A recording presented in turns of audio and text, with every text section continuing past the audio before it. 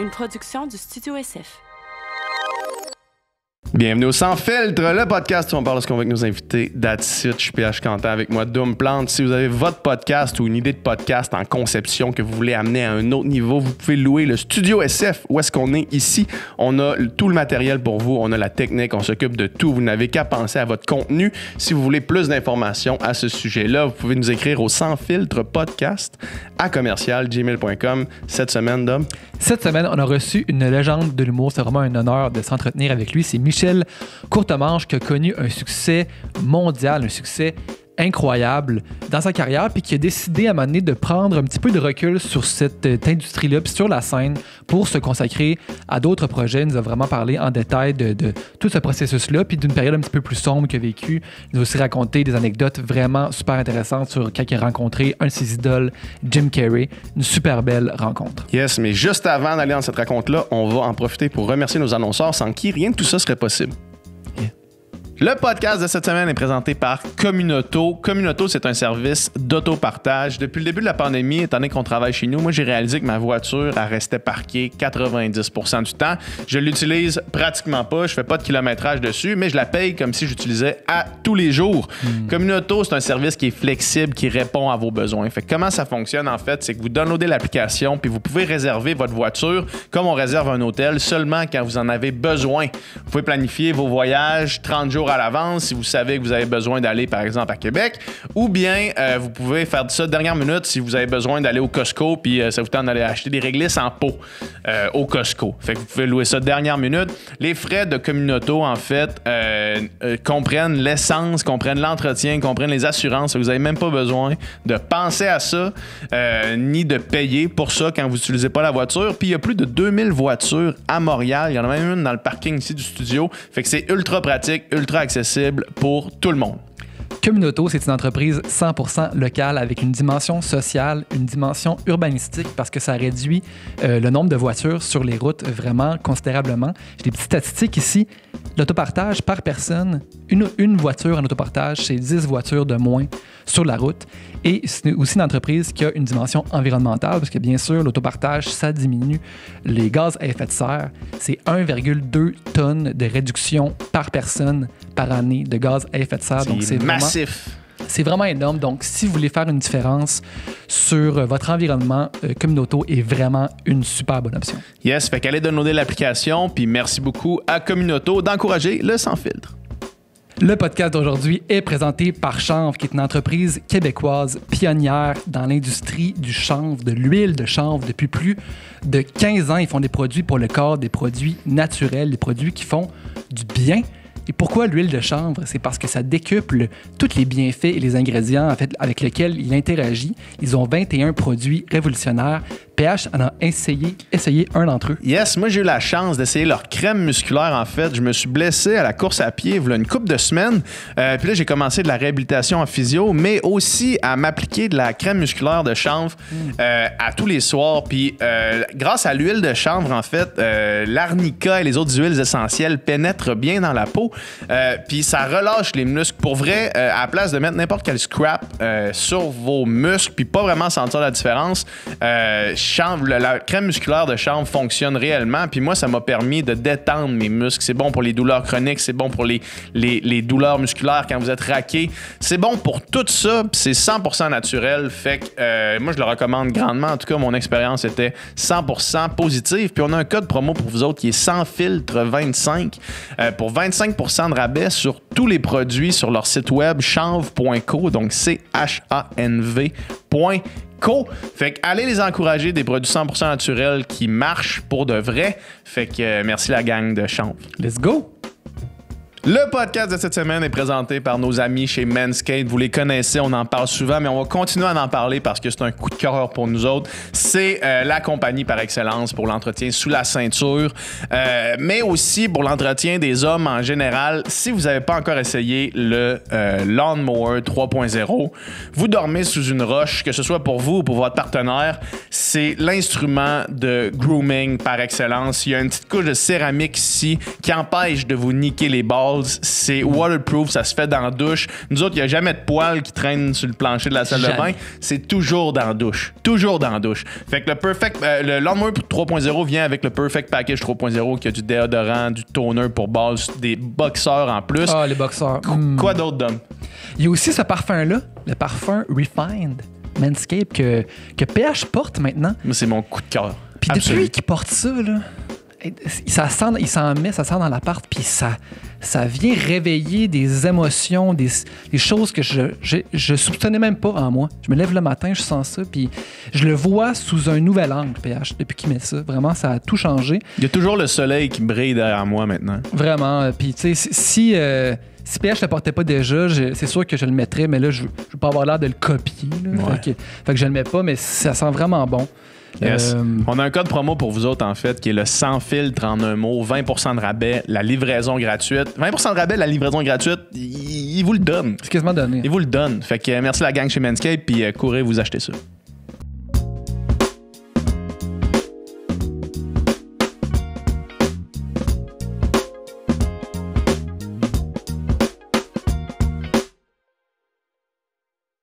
Michel, c'est un plaisir de te recevoir. Ben, j'imagine.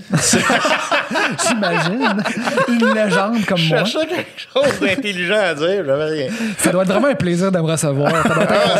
Ça doit être quelque chose pour vous. J'aimerais ça pouvoir me recevoir tellement que ça doit être incroyable comme sentiment. Je pense que je vais ouvrir un podcast juste pour me recevoir. Ouais, c'est ça. Émission après Ça émission. sera pas un plexiglas, ça va être un miroir. Exact. Une entrevue avec moi.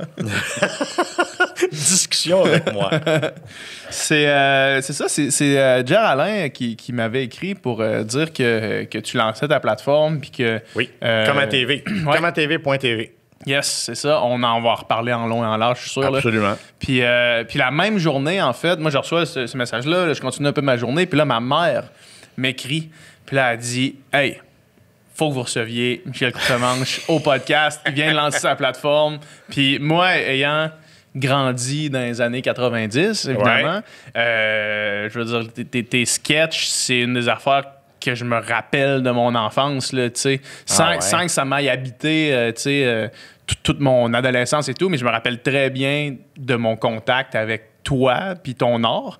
Puis c'est ça. Ben, j'ai arrêté dans les années 90. Ouais. En 94, j'ai arrêté. Ah ouais? Ouais, 94? En 94, oui. Fait que j'imagine que chez nous, c'était les VHS de tes performances, en fait, Ben, qui jouaient, absolument, oui. Avec le vieux tape pis tout, là. Il y a même peut-être une version en rouleau de cire, je suis pas sûr. Mais, oui, c'est VHS.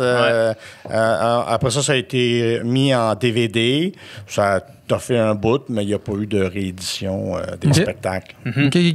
Fait que ça a duré, finalement, ça a terminé en 94. Puis les débuts, ça a été vers quelle année, dans le fond? Ça a duré combien de temps toute cette période-là de scène puis de spectacle? Ça a parti en 84, OK. à peu près, Fait que c'est là, un semi-professionnel, là, semi-croquant. Et j'ai fait... Comme ils disent dans le milieu. et sur les côtés. J'ai fait mais officiellement là, j'ai commencé avec Les Monstres de l'humour en 86. OK. Et puis j'ai arrêté en tournant un film médiocre, en France en 96. OK. Et c'est la dernière affaire que j'ai fait là-bas, en France. Et puis après ça, quand je suis revenu à Montréal, j'avais arrêté les spectacles. Il n'était plus question que je fasse de scène, là, j'étais tanné. Puis de toute façon, je voulais faire autre chose. Je voulais faire de la réalisation plus qu'autre chose. Et j'ai été pris comme comédien dans une série britannique où j'ai joué en anglais pendant 10 mois. Il a fallu que je prenne des cours d'anglais. Pour le rôle. Ils t'ont casté avant que tu prennes tes cours. Ben, ils voulaient quelqu'un avec un gros accent. C'est parfait. C'est parfait. On va y aller naturel. Idéal.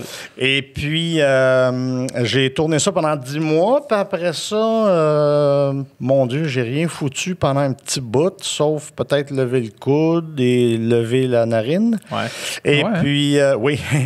Et Et parti en désintox pendant quelques semaines. Ensuite, aujourd'hui, ça fait 22 ans que je ne consomme plus. Mais entre ça, j'ai démarré une compagnie de production télé que j'ai vendue, mais qui fonctionne toujours. Ensuite, j'ai fait beaucoup... bien des affaires de mise en scène, écrire des spectacles, faire du coaching au Cirque du Soleil, avoir des clowns à travers. Coaching de clown, c'est ça? Oui, exactement. Qu'est-ce qui se passe dans un coaching de clown? Ben en fait, moi, ce que je faisais, c'était de vérifier si physiquement, il était apte à faire ce job-là. Même s'il y en a que ça faisait longtemps qu'ils le faisaient. Bon, au niveau des mouvements, c'était pas tout à fait ça. Moi, j'essayais de leur apprendre ma technique que j'utilisais. Ça doit être difficile à transmettre, ça. C'est pas difficile à transmettre, mais c'est difficile à apprendre si tu l'as pas en partant. C'est comme quelqu'un qui sait pas danser le breakdance, là, ça va être tough. S'il l'a pas, là, t'as beau y montrer, il l'aura jamais. Puis le mime, c'est un peu ça. C'est des vieilles techniques de breakdance, de mime, de humour physique en général. Toi, est-ce que tu étais formé, mettons, dans cette tradition-là du mime puis du clown, ou tu as créé ta propre... Moi, j'ai créé, je pourrais dire, entre guillemets, mon propre style, mais en copiant sur un modèle de mime, bien sûr. De la minute que j'ai compris que tout était basé sur le principe d'une vague. Qu'est-ce que tu veux dire? Comme les... Ouais. Bon, tout est basé là-dessus. Du point d'impact en premier. Ton premier point d'impact et le dernier point d'impact à bouger. C'est-à-dire que si tu te fais pousser une épaule, ta tête, elle va bouger en dernier. Si c'est la tête en premier, les épaules vont suivre. Ça dépend de quel point d'impact puis quelle partie du corps va réagir en dernier. Puis, mettons, cet art-là, justement, puis toutes les subtilités du mouvement, tu l'as appris par toi-même, en expérimentant, en te regardant, je me checkant des rappelle, affaires? tout jeune, j'avais vu Claude Saint-Denis, qui est un mime très, très, très populaire à l'époque, faire un spectacle au Centre de la Nature, et puis ça m'a fasciné. Et puis, en revenant à la maison, j'ai comme essayé de recréer ce que j'avais vu devant le miroir pour voir, si... Puis j'ai découvert très, très jeune, là, vers l'âge de 10 ans, que j'avais cette possibilité-là là, de faire croire aux gens que j'étais soit en arrière d'un mur ou si j'ouvrais une fenêtre où il y avait du vent ou des affaires classiques. Tu le faisais pour faire rire tes chums à l'école? Je le faisais, pour faire rire mes chums à l'école. Puis à un moment donné, il y en a un... Plus tard, à Polyvalente, là, le gars, il avait une voiture avec un toit hanté. Mais habituellement, il y a des fenêtres, mais là, il n'y en avait pas. Un toit hanté, c'est comme une Corvette. Là, puis pas des fantômes dans son toit. Là. Non, on n'a pas fait d'exorcisme sur le char. Et là, les 2 vitres étaient parties, mais lui, il était gelé comme une balle, là, puis il regardait son char. Puis là, je suis arrivé en face de son char, puis là, j'ai fait comme si les vitres étaient là.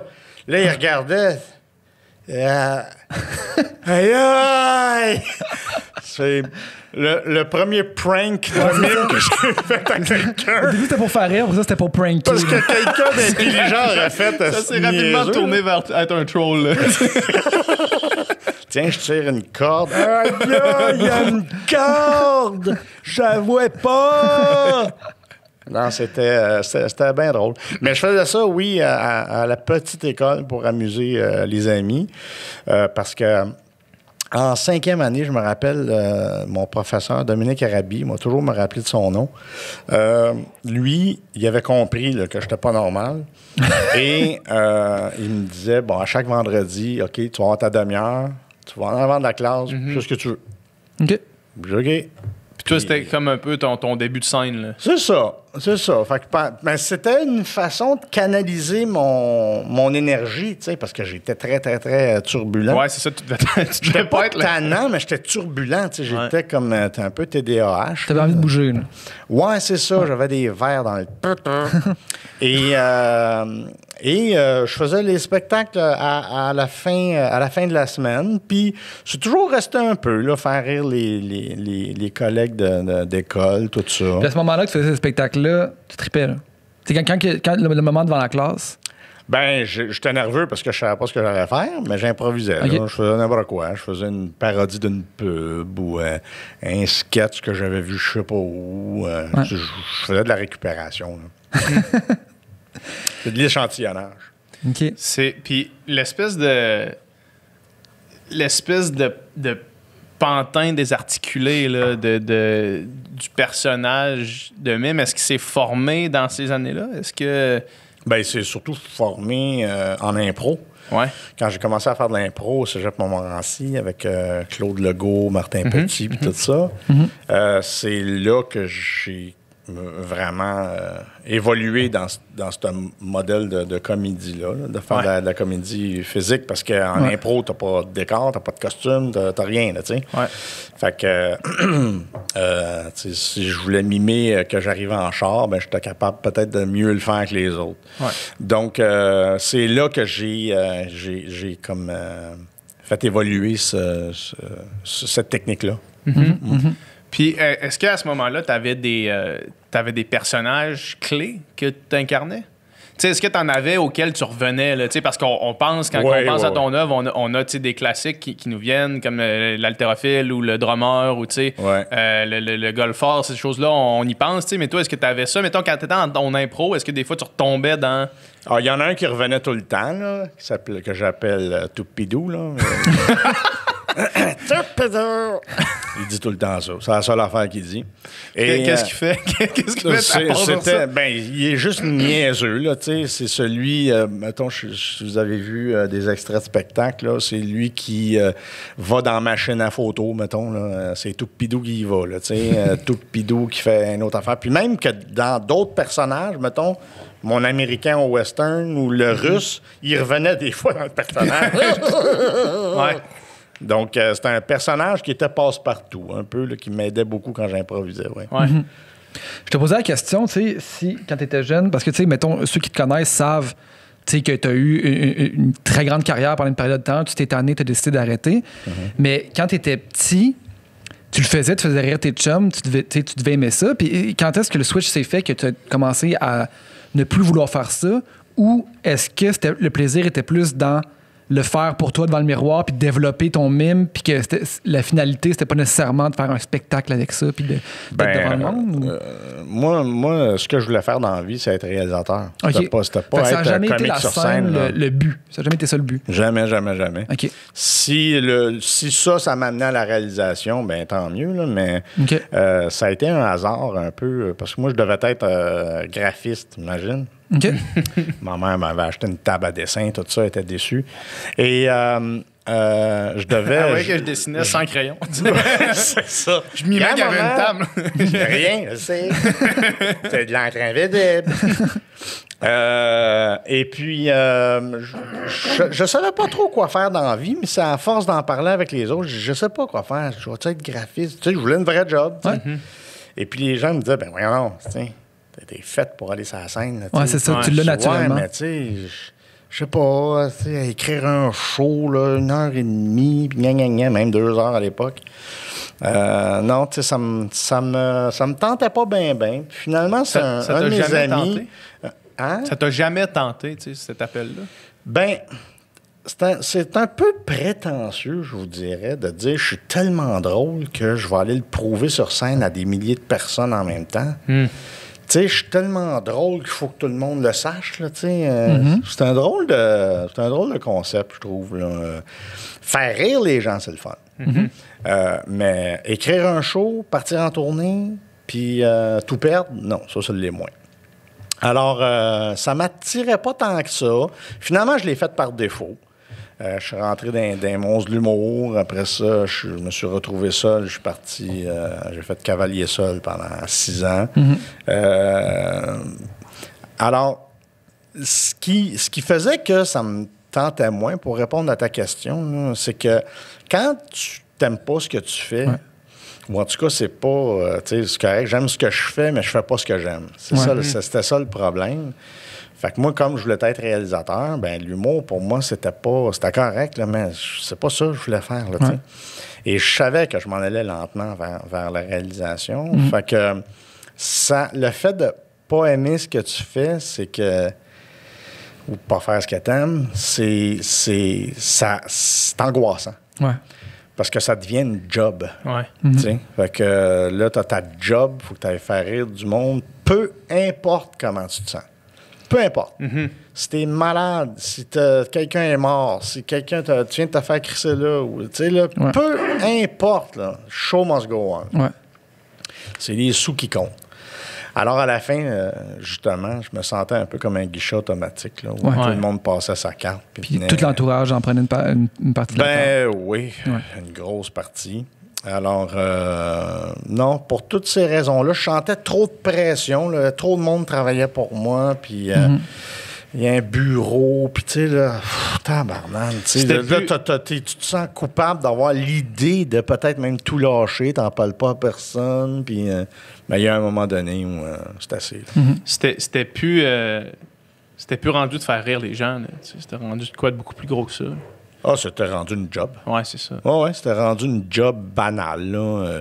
Il y a des fois, là, je faisais des numéros, puis je suis en train de me dire, bon, c'est que m'aller manger après. À quel hôtel que je suis? Mais quel étage? J'ai la clé sur moi, puis là, voyons, veux-tu bien me dire, Christine? Tu sais, ça avait. C'est rendu un automatisme, un pilote automatique tout au long. Ben, à 250 shows par année, là, mettons que. C'est tellement du stock, là, c'est tellement des shows, man. Ouais. Ça n'a aucun sens. C'est physique, fait que c'était extrêmement exigeant. Ben oui, c'est ça, en plus, c'est ça. Tu te donnes à 100% à chaque fois pour que ça passe, oui, là, tu sais. Ben oui, parce que sinon, les gens. Ils voient qu'il se passe quelque chose de pas correct, là, tu sais. Puis ça doit être un paradoxe difficile à porter, tu sais, parce que, tu sais, clairement, t'avais un talent pour ça, tu sais, clairement, t'avais un talent pour la scène, t'avais un talent pour faire rire le monde, juste depuis que t'es arrivé ici, tu sais, on rit, puis tu sais, t'as un talent pour la mimique, ça, c'est indéniable, tu sais. Mais d'avoir ce talent-là, mais pas aimer ça, tu sais. Puis de voir jongler avec ça, tout le monde te dit, t'es tellement bon là-dedans, nanana. Puis, ben oui, mais j'aime pas ça. Je suis obligé de faire quelque chose que j'aime pas juste parce que je suis bon, tu sais. Ça doit être tu sais, la job idéale, c'est pas la job que tout le monde veut, là, tu sais. La job idéale, c'est celle que t'aimes, tu sais. Ben oui. Les gens ils me jalousaient beaucoup, là, tu sais, puis ils étaient vraiment tabarnak quand j'ai tout lâché, là. Les gens comprenaient pas. Il y en avait qui roulaient sur l'âge sur ton dos. Ouais, c'est ça. Tout lâché, mais il y a aussi le fait que j'avais cette maladie mentale-là qui n'était pas encore déclarée, qui me hantait, là, tu sais. La bipolarité. Je voyais que j'étais pas heureux, puis je me demandais vraiment pourquoi, parce que tout le monde me disait que j'avais tout. Ben oui, c'est ça. Quand t'as tout, t'as pas le droit de te plaindre. Ben exact, parce que c'est une place, tu sais, justement, le succès que tu as connu ici, en France, tout ça, c'est une place que bien des gens dans ce milieu-là rêveraient d'avoir, puis voudraient avoir, puis qui sont tellement loin de comprendre. Mais la place est là. Moi, je suis parti. Fait prenez-la le marché, là, tu sais. Non, mais exactement, tu sais, que je peux pas croire qu'il s'en va de ça, mais si la personne n'est pas heureuse, elle n'est pas heureuse, là, tu sais. On peut pas vouloir plus que cette personne-là. Je vois pas, il n'y a pas un montant d'argent qui va faire que tu vas être heureux, là, tu sais. C'est impossible, là. Puis aujourd'hui, quand tu repenses à cette période-là, est-ce que tu as une certaine nostalgie ou pas en tout? Je pense pas souvent. Moi, c'est les gens qui me le rappellent, surtout. Ouais. Moi, j'ai tourné la page, ça fait longtemps. Mais des fois, je vais recevoir un Facebook d'un gars de l'Ouzbékistan, qui est clown, puis qu'il a vu mes cassettes quand il était petit, puis il est devenu clown. Bon, il y en a un de la Russie, là, qui m'écrit, puis moi, je suis clown, parce que toi. Justement, ce matin, je jasais avec un Brésilien, là, je suis au Mexique, viens me voir, on va avoir du fun, nanana. Fait que, il y a des clowns à travers la planète qui m'écrivent, qui me disent que j'ai été une source d'inspiration pour eux autres. Mais c'est eux autres qui me le rappellent. Moi, j'ai fait ce que j'avais à faire du mieux que je pensais que je pouvais le faire. J'ai jamais pensé à un impact, j'ai jamais pensé à... Je le faisais, that's it. Puis, quand, mettons, durant cette période-là, on peut regarder des entrevues de toi dans lesquelles t'es t'es encore un peu ce personnage-là, là, encore un peu le personnage exubérant puis un peu fou. Est-ce que ça, c'était quelque chose que consciemment tu faisais ou c'était juste la personne qui t'étais dans cette espèce d'instabilité de carrière qui te plaisait moyen puis que tu t'incarnais? Là? Toi, tu faisais des entrevues télé, genre, que je sautais partout, là? J'ai un exemple, c'est ça, l'exemple avec l'entrevue, ça se trouve sur YouTube pour les gens qui nous écoutent s'ils veulent voir ça, là, avec Grégory Charles. Oui. Où est-ce que tu arrives, puis là, il y a comme la musique, puis qu'à tout moment, tu te relèves, puis là, tu craches de l'eau partout, puis personne comprend ce qui se passe avec toi, tu sais. Tu fais comme le Laurent-Outan. Tant qu'à passer à la TV, là, pour faire de la promo pour un show, aussi bien que ça marque le monde. Moi, je me suis toujours arrangé pour faire des affaires pas normales, là, comme si je donnais l'impression de I'm losing it. Là, j'ai pris trop de drogue, puis je saute partout. Là. Mais j'avais des meilleurs commentaires sur ces entrevues-là que quand je faisais des numéros à Juste pour rire. Alors, puis souvent, ça se ramassait dans les best-of. Puis ça, c'était un peu comment je te dirais, ça a toujours été un peu mon secret, c'est-à-dire que quand je passais à une émission, je m'arrangeais pour que ça soit tellement le bordel, que tout le monde parle de la contrôle, même l'animateur, les caméramans, tout ce que tu voudras, que ça passait d'un best-of. C'est de la promo gratuite. C'était de la promo gratuite, puis c'était la même chose avec les Juste pour rire. Tu t'arranges pour être dans les best-of, c'est comme ça que les gens créent ce best-of. C'est un bon sell pitch, mettons. Dans ces occasions-là, est-ce que l'animateur est de connivence ou pas pantoute? Ah, pas pantoute. Ah ouais, hein? Fait que Grégory Charles, quand il a l'air de rien comprendre, il comprend rien. Il comprend rien. Mais le band était clairement de connivence. Ben souvent, c'était des musiciens que je connaissais. OK. Je me rappelle avoir croisé souvent Mego, Scott Price. Ces deux-là, à toute fois que j'arrivais sur un plateau, ils jouaient ma toune, qui était une toune de AC/DC, là, Thunder, je pense. Et ils jouaient cette toune-là à toute fois que je rentrais sur une émission de télé. Là, fait que les musiciens, ils me connaissaient. Puis quand je me levais sur le banc, je retombais, ben là, ils punchaient. Fait que j'étais toujours de connivence avec le band. Tout le temps. Puis quand tu regardes ça aujourd'hui, les vidéos de tes sketchs ou de tes apparitions TV, est-ce que...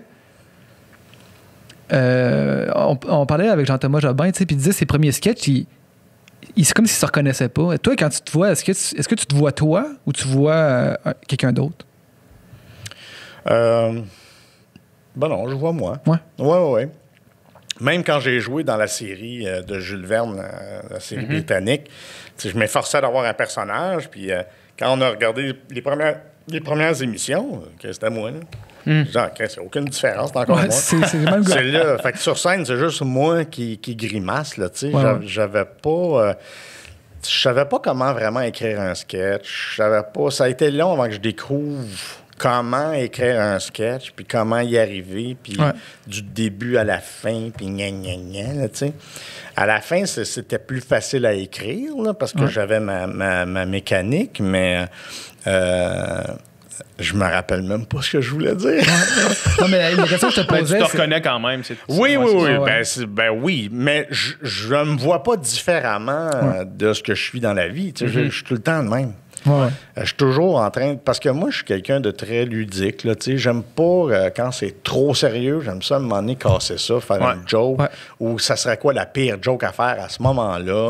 Ou ça serait quoi le contraste que je pourrais dire par rapport à telle affaire? Alors, j'aime ça... J'aime ça faire rire les gens, tout simplement, dans un souper. Mais c'est pas pour me faire aimer. J'aime ça faire rire les gens. Mais ça, c'est inné, là. C'est dans moi. Là. Tant qu'à moi, c'est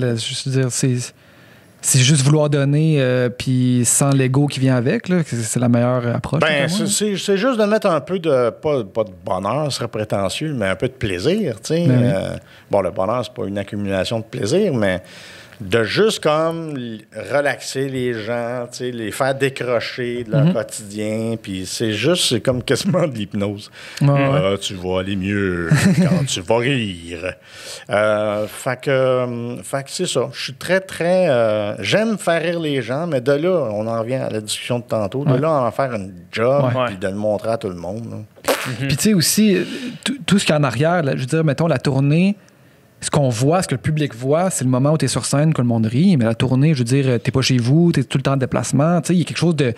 Finalement, le moment où tu es sur scène puis que tu fais vraiment ta job, il y a tout un arrière-scène qu'on voit pas. C'est une fraction du temps, finalement, que tu mets là-dedans. Puis que, tu sais... Ouais, c'est une fenêtre. Moi, ce que je connais... Tu regardes un bout de vie qui n'est pas le bon bout de vie, là, mais moi, j'ai été très difficile à déraciner. Mm-hmm. Jamais j'aurais été capable de vivre en France. Jamais j'aurais été capable de vivre en Allemagne, en Espagne, au Portugal, whatever, là, même pas en Angleterre. Alors, j'aimais le Québec, jamais être chez moi, j'aimais ça. Puis quand je partais, ça me déchirait. Mm-hmm. Ah ouais. Puis j'ai perdu beaucoup de gens, j'ai perdu beaucoup d'amis. Ma famille, je la voyais plus. J'ai perdu des blondes. Simonac, c'est ça, là, tu sais. Ouais. Tu perds tout le monde en faisant quelque chose que t'aimes pas tant que ça. Ouais. Simonac m'a te lâché ça assez vite. Là. Ouais. Est-ce que si tu avais fait cette année, mettons, 20 ans plus tard, est-ce que, mettons, tu resterais chez vous, tu ferais la même affaire, mais tu ferais des sketchs, tu mettrais ça sur YouTube, mettons? Plutôt que de te déplacer et de devoir aller sur scène, justement, éviter cette... Je sais pas. Si, mettons, on avait eu... Ben, c'est sûr que si on avait eu des iPhones il y a 20 ans, il y a 25 ans, peut-être que je serais encore en tournée. Mm-hmm. Parce que je verrais ma blonde, je verrais ma famille, je discuterais avec eux autres. Mais là, c'était pas ça. Là, les cellulaires, ça n'existait même pas. C'était un radiotéléphone que j'avais dans la limousine. C'était des pampopeux avec des gros boutons. Oui, avec les interurbains. Fait que c'était compliqué de rester en contact. C'était infaisable. Ouais. Il fallait que je donne des rendez-vous à ma blonde à l'époque, que j'avais à l'époque. OK, mardi, 14h, ça va sonner, ça va être moi, là, tu sais. Fait que c'était insupportable. Oh, je comprends vraiment.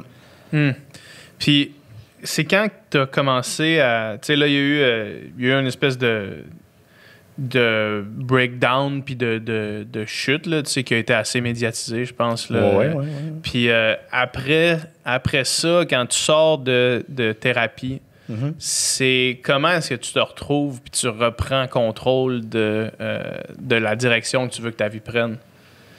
C'est long, hein? C'est vraiment long, surtout quand t'es bipolaire, là, t'es instable, fait que tu peux tomber, tu peux remonter, tu peux tomber, tu peux remonter. Fait que quand t'es bipolaire, tu sais même pas qui t'es, dans le sens que... De te faire diagnostiquer, ça a dû être quand même un soulagement. Oui. Pour moi, oui. De faire, bien du monde que je connais, ça les mettait en tabarnak, mais moi, ça m'a soulagé, là. T'as compris quelque chose? Hein? Ah ben oui, mais là, c'est parce que j'ai compris tout mon comportement. Quand on m'expliquait c'était quoi la maladie, je dis, ben oui, tabarnak. À partir de là, je savais quoi faire. Ouais. Je dis, je vais prendre les moyens pour... Ça se guérit pas, là, malheureusement. Puis j'ai encore des crises aujourd'hui, là, surtout encore plus pendant la pandémie, parce que la solitude, c'est correct, mais l'isolement, c'est tough en tabarnane. Là, pour un bipolaire, là, c'est pas le fun. Fait que le truc que j'ai trouvé, c'est vraiment de beaucoup m'occuper le cerveau. Là. J'écris, je monte, je réalise, je fais un paquet de projets en même temps. Mais j'essaie d'en revenir à ta question. Comment est-ce qu'une fois que tu t'apprends que tu as le diagnostic, tu reprends ta vie? C'est une longue démarche. Ouais. C'est une très longue démarche. Faut pas lâcher. Moi, ça fait 22 ans que je sais que je suis bipolaire. Oui, ça fait 21 ans que tu es j'ai encore... C'est que la maladie bipolaire, elle se modifie. Donc, tu n'as jamais le même comportement. Tu n'as jamais les mêmes réactions, tu n'as jamais les mêmes émotions, tu sais jamais t'es qui, à quel moment. Des fois, je peux être dans un high bipolaire, je m'en rends pas compte, puis je dis des affaires que le lendemain, je me fais reprocher. Je fais quoi? J'ai dit ça, moi? Ah oui, j'ai dit ça, je filais pas. 3 jours plus tard, j'étais vraiment dans un high, là. Puis quand tu dis des affaires, quand t'es down, c'est la même affaire.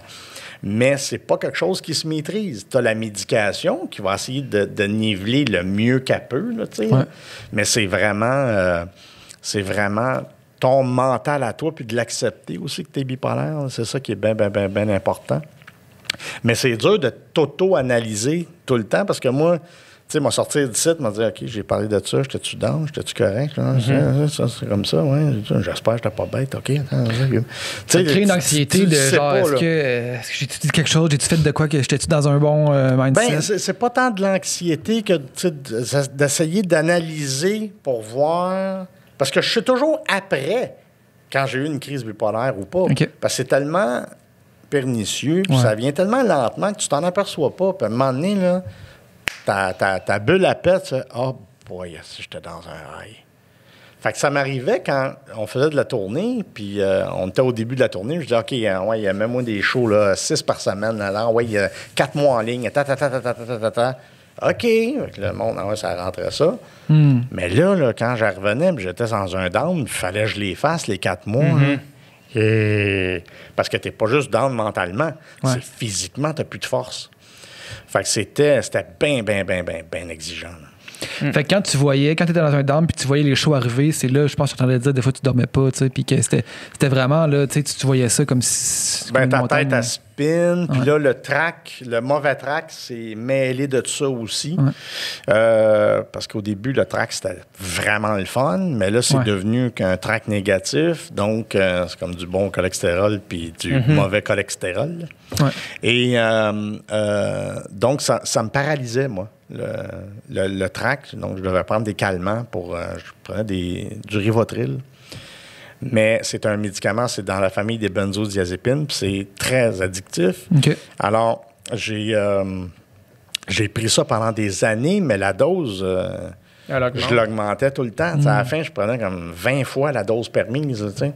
Alors, ça n'avait plus de sens. Là. J'étais gelé comme une balle là, quand je faisais les shows parce que j'étais beaucoup trop nerveux. OK. Tu sais, t'as trop de monde. Là, des fois, je faisais des places, il y avait 2000 personnes, 2005, 3000. Hey, à un moment donné, je me rappelle, j'étais parti du stage parce que je voulais aller dans le fond pour je sais pas quoi, mais le public était là. Je suis allé dans le fond, puis quand je parlais, il y avait un délai. Je me disais, OK, là c'est creux en tabarnane comme salle, ça, là. C'était hallucinant, là, tu sais. Fait que je suis revenu en avant, puis ça m'a comme donné le ton un peu de où c'est que j'étais rendu dans ma carrière, là, tu sais. Quand c'est rendu que tu es plus loin que le son, là, il y a quelque chose qui marche pas, là. Il y a comme une surenchère, je te dirais, là, on fait des grosses salles, puis tu sais, on est une grosse machine. Là, ça mettait bien de la pression. Puis la consommation, c'est sûr que ça n'aide pas à régulariser la bipolarité. Ben en fait, non, c'est de l'automédication qu'on appelle. Ça, mais moi, j'ai jamais consommé avant d'arrêter de faire de la scène. Okay. À part ça, là, à part ces médicaments-là. À part les médicaments, oui. Les drogues légales. Mais ça, c'était légal, mais est-ce que c'était prescrit ou c'était... Oui, c'était prescrit. Okay. Ça venait avec des gros pots. Là, le pharmacien m'a donné le gros pot de mannequin. OK. Mais non, j'ai jamais pris de drogue. J'ai jamais... tout le monde pense que quand je passais à la TV, j'étais sur la poudre. Je sautais partout. C'était pas ça pantoute. C'est que je savais tellement pas... J'avais tellement de la difficulté à gérer mon stress que je perdais la mémoire. Puis quand je rentrais sur le set, mettons, de la télé, là, je perdais le contrôle. Tout en ayant un contrôle sur le chaos, là, tu sais. T'étais sur l'adrénaline complètement. J'étais là, explosif. Je voulais pas montrer que j'étais nerveux, mais que j'étais fou. Ça, c'était correct, tu sais. Puis tu t'en rappelles-tu quand tu penses de ces moments-là, ou c'est comme des blackouts c'est des blackouts. Tu te rappelles avoir fait l'entrevue, mais tu te rappelles pas de... Tu te rappelles que tu es à Radio-Canada, mais tu te rappelles pas ce que tu as dit pendant l'entrevue, là. Surtout quand l'animateur vient te voir, après, tu dis « Tabarnak, t'étais sur quoi, si? » Je sais pas, t'es nerveux, là, t'es nerveux. C'est ça. J'ai pas consommé dans ces temps-là. C'est ça qui a marqué le monde à ce point-là. Puis encore aujourd'hui, tu sais... Ben, il n'y a personne qui faisait ça. Fait que moi, j'ai toujours essayé d'aller où que personne n'avait été. Fait que, ou faire les choses différemment. Ou, tu sais, si tu fais ça, fais-les différemment. Fais pas comme tout le monde. Là. Fait que, mais bref, après cette période-là, on est tombé dans une période dark de consommation un peu plus. Puis ça, ouais. Ça... c'était dark. C'était dark. Ah ouais, j'étais mon père. Oui, dark, mais ça a duré 3 ans. OK. Ouais. Mais tabarnak de gaz au fond, là. Ah ouais. Parce que moi, on m'avait dit, tu sais, tu vas voir quand ça va être populaire, tu vas être heureux, tu vas avoir la maison, la femme, le chien, la piscine, le char, tout ce que tu voudras, tu vas tout avoir, tu sais, hein. Ah, ouais, OK. Malade. Là, tu arrives, justement, au point où tu es le gars le plus populaire du moment, puis tu perds ta femme, tu vois plus tes amis, ta famille. C'est ça le succès, tu es tout seul en haut de la montagne, puis tu te dis, mais je fais quoi? Je le partage avec qui? Je le partage avec mon gérant. Je fais quoi, là? Je peux pas aller plus haut, là. Je peux pas... tu sais, après ça, c'est la stratosphère, là. Fait que là, j'étais en haut de la montagne, malheureux. Puis, tu sais, si tu pleures sur un sofa de 500$ ou sur un sofa de 5000$, c'est la même peine, là. Et là, j'étais dans le salon chez moi, puis je regardais là, tout ce qui m'arrivait, puis tout ce que j'avais perdu, puis je me disais, ben non, c'est pas possible. Il faut que j'arrête. Il faut que je redescende la montagne, peu importe ce que les gens vont me dire, puis je veux savoir ce que j'ai. Parce que je vais pas bien. Je vais pas bien. Souvent, parce que quand tu es bipolaire, tu as des hallucinations aussi, auditives ou visuelles. OK. Et ça m'arrivait souvent backstage, des fois quand j'attendais pour monter sur scène, puis qu'il y avait juste les murmures dans la salle, tout ça. Hein?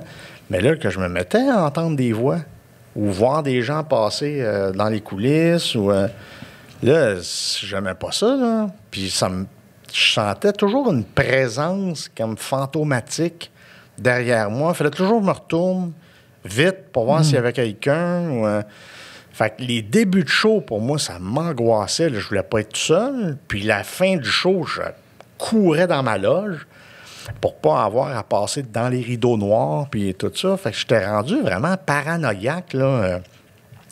Tu sais, la maladie mentale là, était vraiment... souvent, elle était très, très, très aiguë, là, tu sais. Où t'entends des trucs, puis là, t'es tout seul dans la loge, mais... OK, c'est pas possible, là, tu sais. Donc, c'est ça que ça aide, la pharmacologie, là, à empêcher d'entendre des voix puis d'avoir des hallucinations. Mais c'était un élément anti-stress très... ça m'a traîné longtemps. Fait que...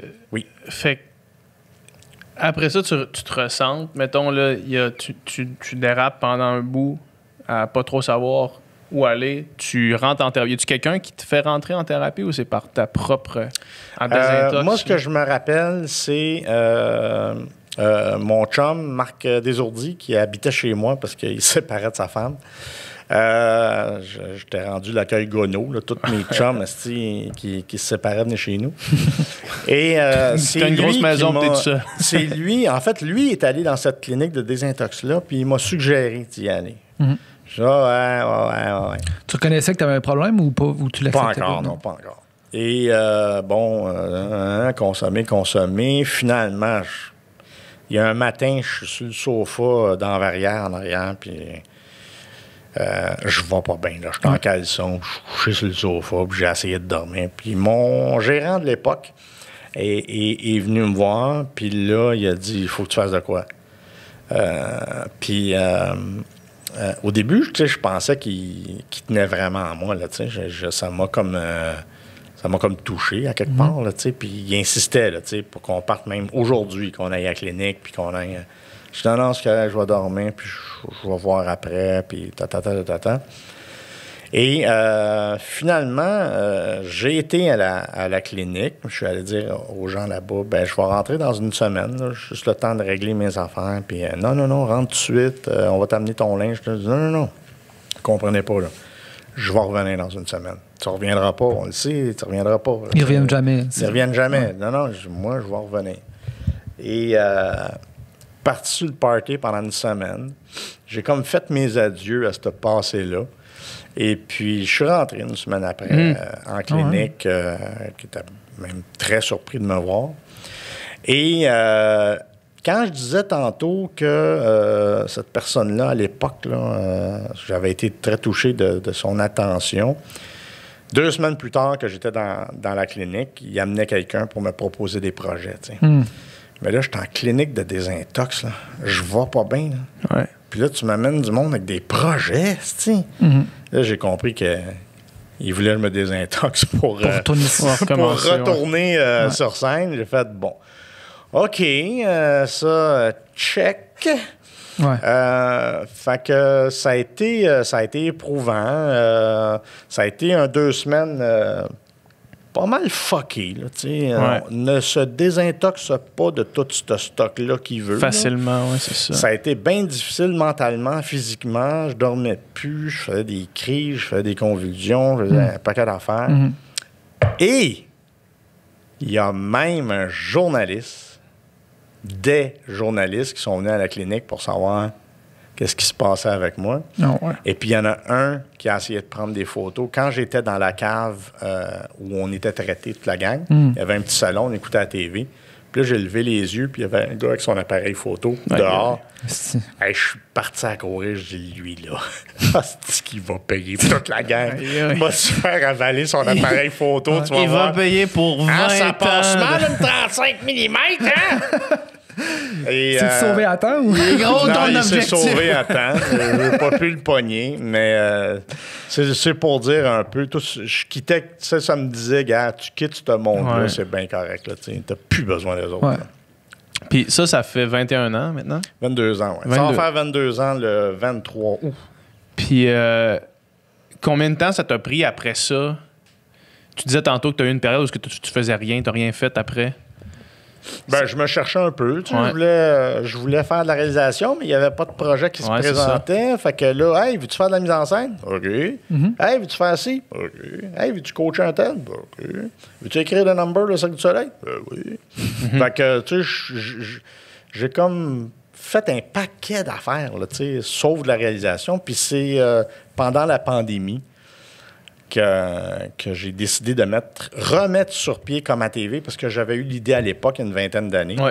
Mais ça coûtait trop cher à l'époque, les caméras, la location. C'était parti de une 20aine d'années. C'était quoi derrière l'idée de vouloir faire comme à TV? C'était juste d'essayer de partir un poste Internet. Quand j'ai vu que l'Internet existait, j'ai fait « Ah, c'est bien cool, tu sais. On pourrait mettre des émissions, on pourrait tourner des affaires pas chères. » Puis non. Tout coûtait cher. Là, même l'Internet coûtait cher. Fait que t'as quand même un peu pensé au concept de Netflix bien avant le temps, finalement. Je sais pas. En fait, de tourner des mini-séries pour l'Internet, là, c'était ça l'idée. Puis surtout avec les propres moyens, avec un autre... Puis ça m'a pris du temps avant de réfléchir à un mode d'affaires... et un mode de paiement qui était le fun, autre que la subvention. Parce qu'un coup qui a défoncé, c'était la subvention, t'as pas, tu sais, qu'est-ce que tu fais quoi, là, tu sais, il faut que tu attendes l'autre, là, tu sais. Fait qu'il faut que les affaires roulent, là, tu sais. Et d'impliquer les gens qui pondent les projets puis qui veulent les faire eux-mêmes, les réaliser, les monter. C'est très effervescent comme projet. Nous autres, on veut faire vraiment, quand je dis nous, c'est moi et Sylvain Desjardins qui s'est greffé au projet il n'y a pas si longtemps. Et on veut créer un écosystème de création québécoise sur la plateforme, des gens qui vont s'entraider, des comédiens, des réalisateurs, parce que là, qu'est-ce que le monde qui ne travaille pas, là, il y en a. Je ne sais pas si vous avez vu, moi j'ai eu l'infolette de l'UDA, puis ça m'a donné froid dans le dos. Là. 41% des artistes veulent se trouver une job autre que ce qu'ils font, que l'art. Tu sais. Parce que c'est fou, mais ça, il faut s'avouer entre nous autres que au Québec, on n'a pas les moyens de nos idées. Et c'est pour ça que tout est subventionné. On est un petit peuple, là, pas un peuple de petits, mais un petit peuple. On est 8 millions, pas tous francophones. Et puis, on essaye de se débrouiller du mieux qu'on peut, mais on n'a pas les moyens de faire de la télé. On n'a pas les moyens de faire de la radio. On n'a pas les moyens de faire du théâtre. On n'a pas les moyens de faire de la danse. On n'a pas les moyens. Tout est subventionné. Il n'y a aucun marché. T'sais. Sauf, il y a juste l'humour en tournée et en spectacle qui est vraiment une industrie. Le reste, là, comme la télé, on veut faire de la télé dans les autres pays, mais ça coûte cher. Qu'est-ce qu'on fait? On est subventionné, mais ça va nulle part. Ça va dans le temps que toi, tu fais ton émission puis que ça passe à la TV puis tout ça. Mais après ça, c'est fini. Mais toi, justement, que toutes les émissions qu'on regarde soient subventionnées, que la culture soit autant subventionnée, tu vois ça comme une bonne chose ou comme une mauvaise chose? Non, il faut être au courant. T'sais, il faut le savoir qu'on est tous subventionnés puis qu'on vit sur quelque chose qui est c'est comme une machine à respirer là, on vit sur une machine, on est plugué puis si la machine s'éteint, on est fait là. Fait qu'il faut trouver, pour ça que quand j'ai parti comme à TV, je me suis dit il faut faire un modèle d'affaires qui est typiquement québécois, qui va devenir typiquement québécois, qui va nous suffire à nous autres pour faire nos affaires. Puis c'est parfait parce que les gens vont utiliser ça pour se pratiquer quasiment, là, tu sais, pour faire des séries, pour voir comment ça se réalise. Mon idée, est-tu bonne? Je peux-tu faire une version 5 minutes plutôt que 30 minutes pour juste voir ce que ça donne? C'est-tu moi qui est fou? Puis en plus, il y a de la liberté de création incroyable. Ce qui fait que, tu sais, moi, pour l'avoir vécu, là, amener un projet chez un producteur qui, lui, a peur pour le diffuseur, puis que là, il te demande de modeler ton affaire pour que ça fitte avec le diffuseur, que ce soit à TVA ou à Radio-Can ou à Télé-Québec ou blablabla. Et là, après ça, quand tu arrives chez le diffuseur, les autres, ils veulent le modeler pour leur clientèle, pour leurs annonceurs. Après ça, un coup que c'est écrit tout ça, ben là, les avocats rentrent là-dedans. Ouais, ben ça va chialer, là. La ligue des brosses à dents, là. La joke de brosse à dents, là, ça passe pas, là. Puis là, tu as les assurances maintenant. Ils font comme, non, nous autres, on peut pas assurer ce scénario-là parce que vous parlez de dentiers. Et puis la Ligue des dentiers, ça finit plus, câlisse. Fait que là, non, mais ça finit plus. C'est un filtre après l'autre. Fait que là, ton coefficient d'or qui était à 100% au début, au bout de la ligne, il te reste 15-20%. C'est ridicule. Fait qu'on ne saura jamais si l'idée était bonne. Elle a juste été adaptée. Il n'y a plus de risques qui se prennent. Plus rien, là. Est-ce que... J'ai deux questions. La première, c'est... dans l'idée, si on part de l'idée qu'on n'est pas assez nombreux pour s'autosuffire puis se financer... En fait, c'est pas ça. C'est qu'il faut trouver une façon de s'autosuffire si on est juste 8 millions. C'est pas l'inverse, là. Fait que est-ce que dans ce calcul-là, dans ce plan d'affaires-là, on a un marché qui est assez grand pour être capable de éventuellement bien rémunérer ce genre de projet? Nous autres, ce qu'on veut, c'est la francophonie mondiale. Oui, OK. Ce qui est quand même énorme. Ce qui est quand même énorme. Tout le nord de l'Afrique, l'Europe, la Thaïlande, le Vietnam. Je veux dire, tous les pays qui parlent, dont la seconde langue, mettons, est le français, ou la première langue est le français. Déjà, on a une série là, avec Laurent Arnoux qui nous a mis sur comme à TV. Fait on va avoir du matériel qui va venir des autres pays aussi. Ce qui fait que on va avoir un pays virtuel. C'est-à-dire qu'au lieu d'être 8 millions, on va peut-être être 120 millions. C'est ça. Ce qui là est vraiment plus rentable. Et puis, ton art va être reconnu dans d'autres pays aussi. Parce que quand tu fais de la télé, au Québec, ben là, il faut que tu ailles au MIP, il faut que tu ailles vendre ta petite émission télé. Puis souvent, les gens ne vendent pas, ils achètent. Ils achètent des concepts puis ils reviennent. On l'a fait, nous autres, avec Caméra Café, il y a plusieurs années, où on a carrément pris un concept français parce que il fallait. Je suis sûr et certain que si on avait proposé un concept comme Caméra Café juste sur papier, ça ne serait jamais fait. Ah ouais? Mais le fait de l'avoir vu à TV, puis ça marche. OK.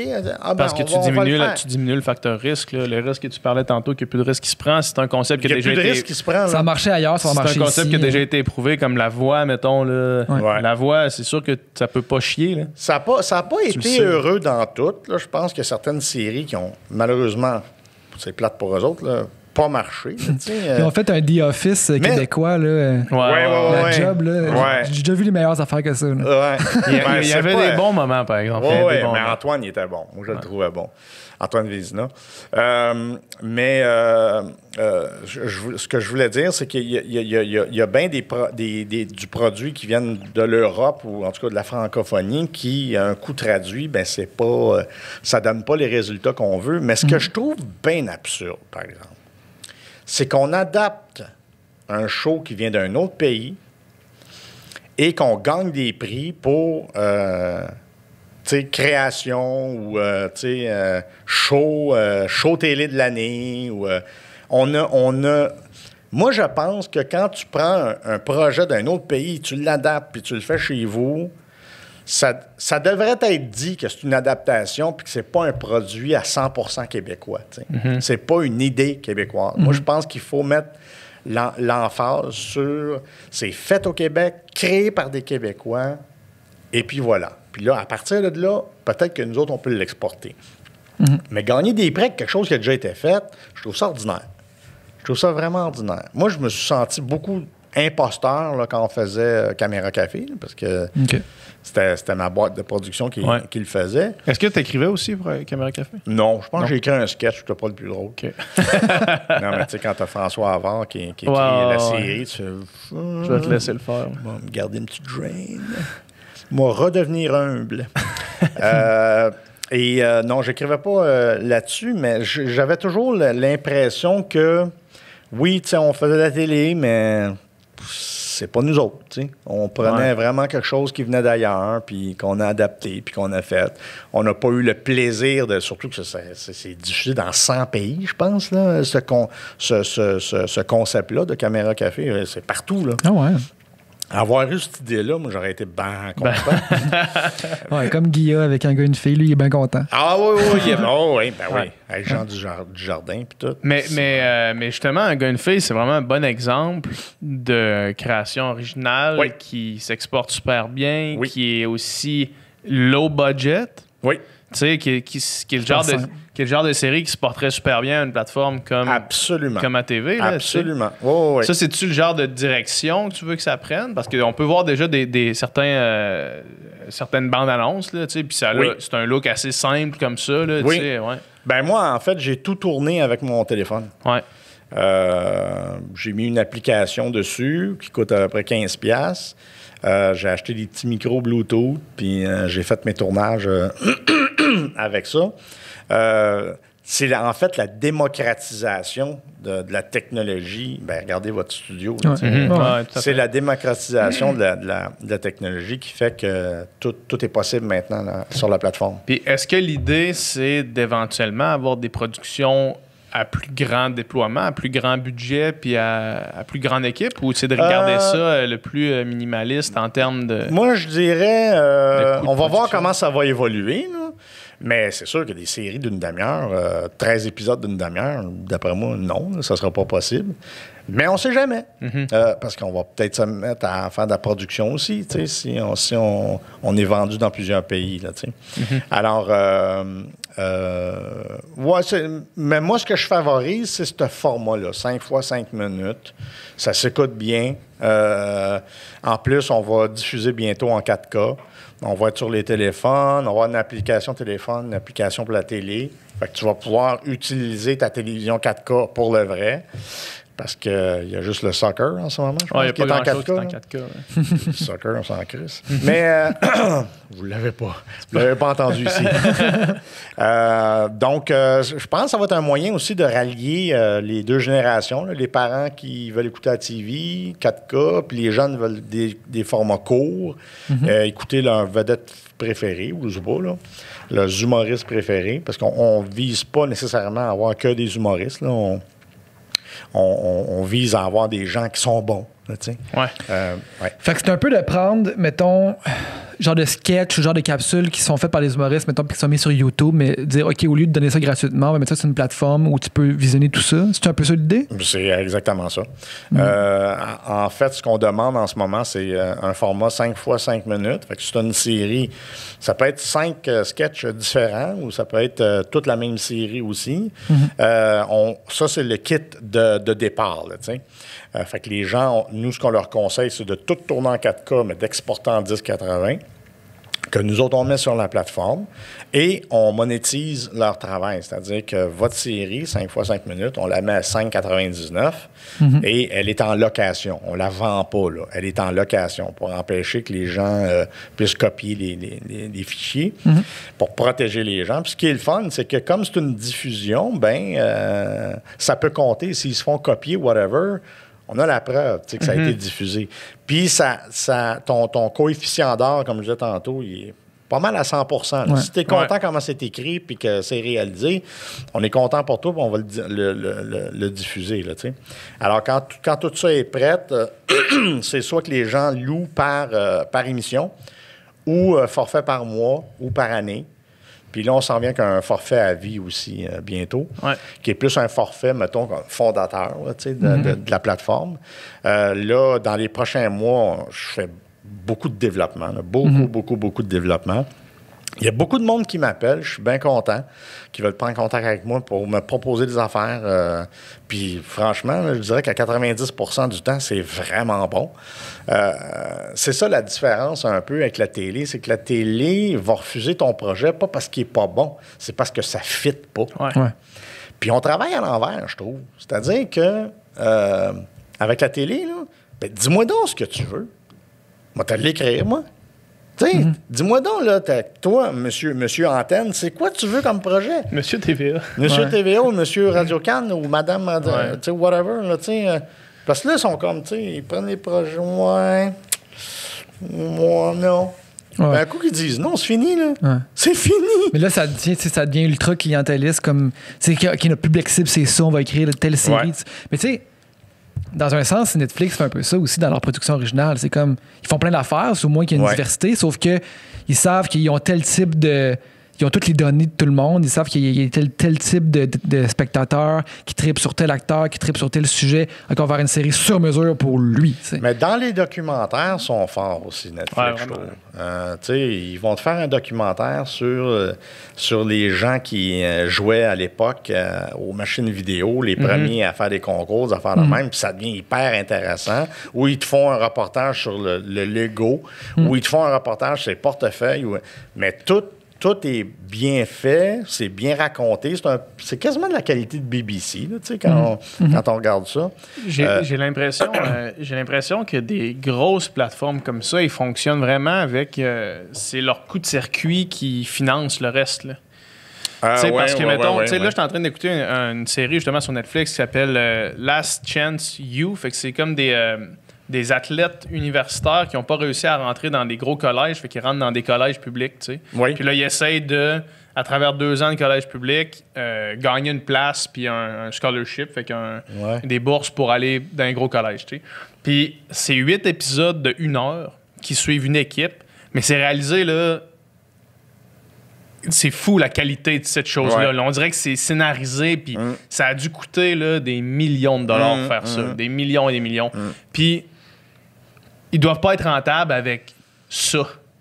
Parce qu'il y a pas assez de monde qui vont l'écouter sûrement, cette série-là, tu sais, parce que ça a dû coûter trop cher pour que finalement un documentaire qui suit une équipe de basketball étudiante, là, tu sais. Mais c'est sûrement leur gros blockbuster qui amène vraiment du monde vers la plateforme. C'est combien par mois, Netflix? C'est $20, je pense? Genre 12-13$, je pense. Ouais, c'est peut-être monté à 15. Mettons entre 12 et 15. Mettons 15. Mettons 15. Je veux dire, avec combien de millions eux autres, ils touchent du monde partout dans le monde, je veux dire. C'est ça. C'est ça la différence, la difficulté de faire de quoi... en français, là, c'est un méchant défi, mais oui, absolument. Je veux dire, c'est sûr que non, il faut faire de quoi. Parce que là, il y a comme un... Là, c'est catastrophique ce qu'on vit là, en ce moment. La pandémie, le virus, tout ça, c'est une catastrophe. On s'en rend peut-être pas compte là, mais quand on va en parler dans 10 ans, on va se dire, mais ça n'a pas de bon sens. Là. On devait aller, tu voulais aller au dépanneur, il fallait que tu mettes un masque, lave les mains, faire bouillir tes bottes 20 minutes. Tu sais, là, à un moment donné... tremper les pieds dans l'eau chaude. Exactement, tu sais. Fait que, mettons que... Alors, il faut faire de quoi? Il faut faire travailler ces gens-là. Il faut leur trouver de la job, les comédiens, les réalisateurs, les soundmen, les accessoiristes, les maquilleurs, name it, là. Il faut que les gens travaillent, tu sais. Puis, je veux dire, c'est ce qu'il y a de plus valorisant, à quelque part, là, d'avoir une job, puis de travailler, puis de faire ce que t'aimes, là, tu sais. C'est bon pour l'esprit, là. Ben oui, mais l'Internet vient tout brouiller les cartes, tu sais. On avait, la télévision fonctionnait d'une certaine façon, que, tu sais, les codes d'écoute étaient là. Tu sais, mettons, je regarde, mettons, Star Academy, tu sais, mettons, la nouvelle version. J'ai l'impression, puis là, je connais pas les chiffres, mais j'ai l'impression qu'ils essayent de faire ce qu'ils faisaient dans le temps, avec une fraction du budget, ou du moins, tu sais. Puis les licences sont de moins en moins grosses, oui. Parce que. Probablement le corps des spectateurs. Ben c'est ça, parce que faut peut-être des bons réalisateurs pour te faire croire que c'est des gros shows. Là. Puis dans le temps, je veux dire, tout le monde écoutait à la télé. Là, on a une génération complète qui n'écoute plus la télévision pantoute, qui regarde des affaires sur YouTube. Puis là, c'est OK, comment qu'on réussit à que les artisans de ce médium-là gagnent leur vie, tu sais, puis comment on continue, tu sais, dans un système avec les publicités, je dirais, pour le meilleur et pour le pire, mais tu sais, qui fonctionnait, puis on avait des belles productions. Moi, je pense que c'est l'abonnement. Je pense que c'est l'abonnement, ça passe par là. Tu sais, puis si tout le monde s'en va sur Internet, allons-y, là, tu sais. C'est juste que l'affaire, c'est que je trouvais qu'en début de pandémie, mes chums, là, tu sais, humoristes ou acteurs, whatever, allaient chacun de leur bord. Oh, moi, aller là, moi, aller là, moi, aller là, YouTube, là, tout le monde est éparpillé. Je me disais, Chris, c'est plate. Tout ce talent-là qui est en train de s'en aller, pourquoi qu'on fait pas tout à la même place pour qu'un genre de YouTube, là, mais Netflix, où tout le monde va converger, va dire, bon, ben là, si tu veux voir tes humoristes préférés, ils sont là. Tu as juste à aller là, puis il y en a plein d'autres. Tu n'es pas obligé de juste aller fouiller dans YouTube, ou fouiller dans Patreon, ou fouiller dans Vimeo, ou fouiller dans une autre affaire, Facebook, tu sais, là, Instagram, Snapchat, tabarnane, tu sais. Si tu vas voir là, tu verras pas ce qui se passe là, tu sais. Tandis qu'à Comet TV, si tu vas là, tu vas voir ce qui se passe. Là. Tu vas avoir une liste de gens. Là, parce qu'on va pas juste faire des émissions de télé. Là, on va faire pas des émissions de télé, mais des mini-séries. On va faire aussi du streaming. On va diffuser du film. On va diffuser des shows live. Tout ça s'en vient. Là, on va mettre plusieurs cordes à notre arc pour justement attirer tous ces gens-là de la vente de DVD, patati et patata. Là. Puis, admettons que tu as, tu sais, je vais juste prendre un exemple simple, là, des humoristes de la relève qui décident de vous approcher pour mettre leur spectacle, leur captation live. Oui. Puis que là, tu as, mettons, une personne comme Sam Breton qui va amener beaucoup d'abonnés à la plateforme, probablement avec son spectacle. Là, je dis ça, j'ai aucune idée si Sam Breton il veut faire un one-man show filmé. Non, c'est vraiment pas ça. Puis tu as un autre humoriste un petit peu moins connu qui a aussi son show sur la plateforme. Puis là, moi, mettons, je m'abonne par mois, tu sais, sur la plateforme. Oui. Est-ce que après ça, les revenus sont divisés selon le nombre au prorata du nombre d'écoutes? Oui, à ton temps d'écoute. Fait que c'est bénéfique pour tout le monde au sens où quelqu'un qui amène beaucoup de monde va recevoir de l'argent, mais quelqu'un qui amène moins de monde un peu va aussi bénéficier des écoutes et des abonnements de quelqu'un d'autre. Oui, absolument. Oui. Fait que ça, c'est super intéressant. Puis je t'entendais dire... Et c'est un 70-30. Oui, c'est ça que j'allais dire. Quand tu loues à la pièce, mettons, à l'émission, mettons, il y a une pièce qui rentre, ben, tu as 30% qui s'en va comme à télé, comme plateforme, marketing, soutien technique, équipe, tout. Puis 70% des profits vont à la personne qui produit son émission. Ce qui est énorme. Ben, ce qui est énorme. Oui, absolument. Mais en même temps, c'est quand même eux autres qui le font. Là. Fait que j'aurais bien aimé ça à l'époque, moi, que ce soit... non, mais c'est ça, parce que c'est quelque chose dans ton livre, je pense que tu mentionnais que toi, t'étais avec... juste pour rire, là... Gilbert? Non, pas Gilbert. François Roson? T'étais avec François Roson, oui. Puis tu disais dans ton livre que le split était 50-50. Oui. Mais ça, c'est démesuré, là. Dans un cadre de spectacle live sur scène, coproduction, il n'y a pas de trouble. Mais sur toutes, là, ça ne marchait plus, là. Parce que, je faisais... À un moment donné, j'étais tellement tanné là, de donner toute la moitié de ce que je faisais. À un moment donné, je me rappelle... j'avais comme une semaine de vacances. Et là,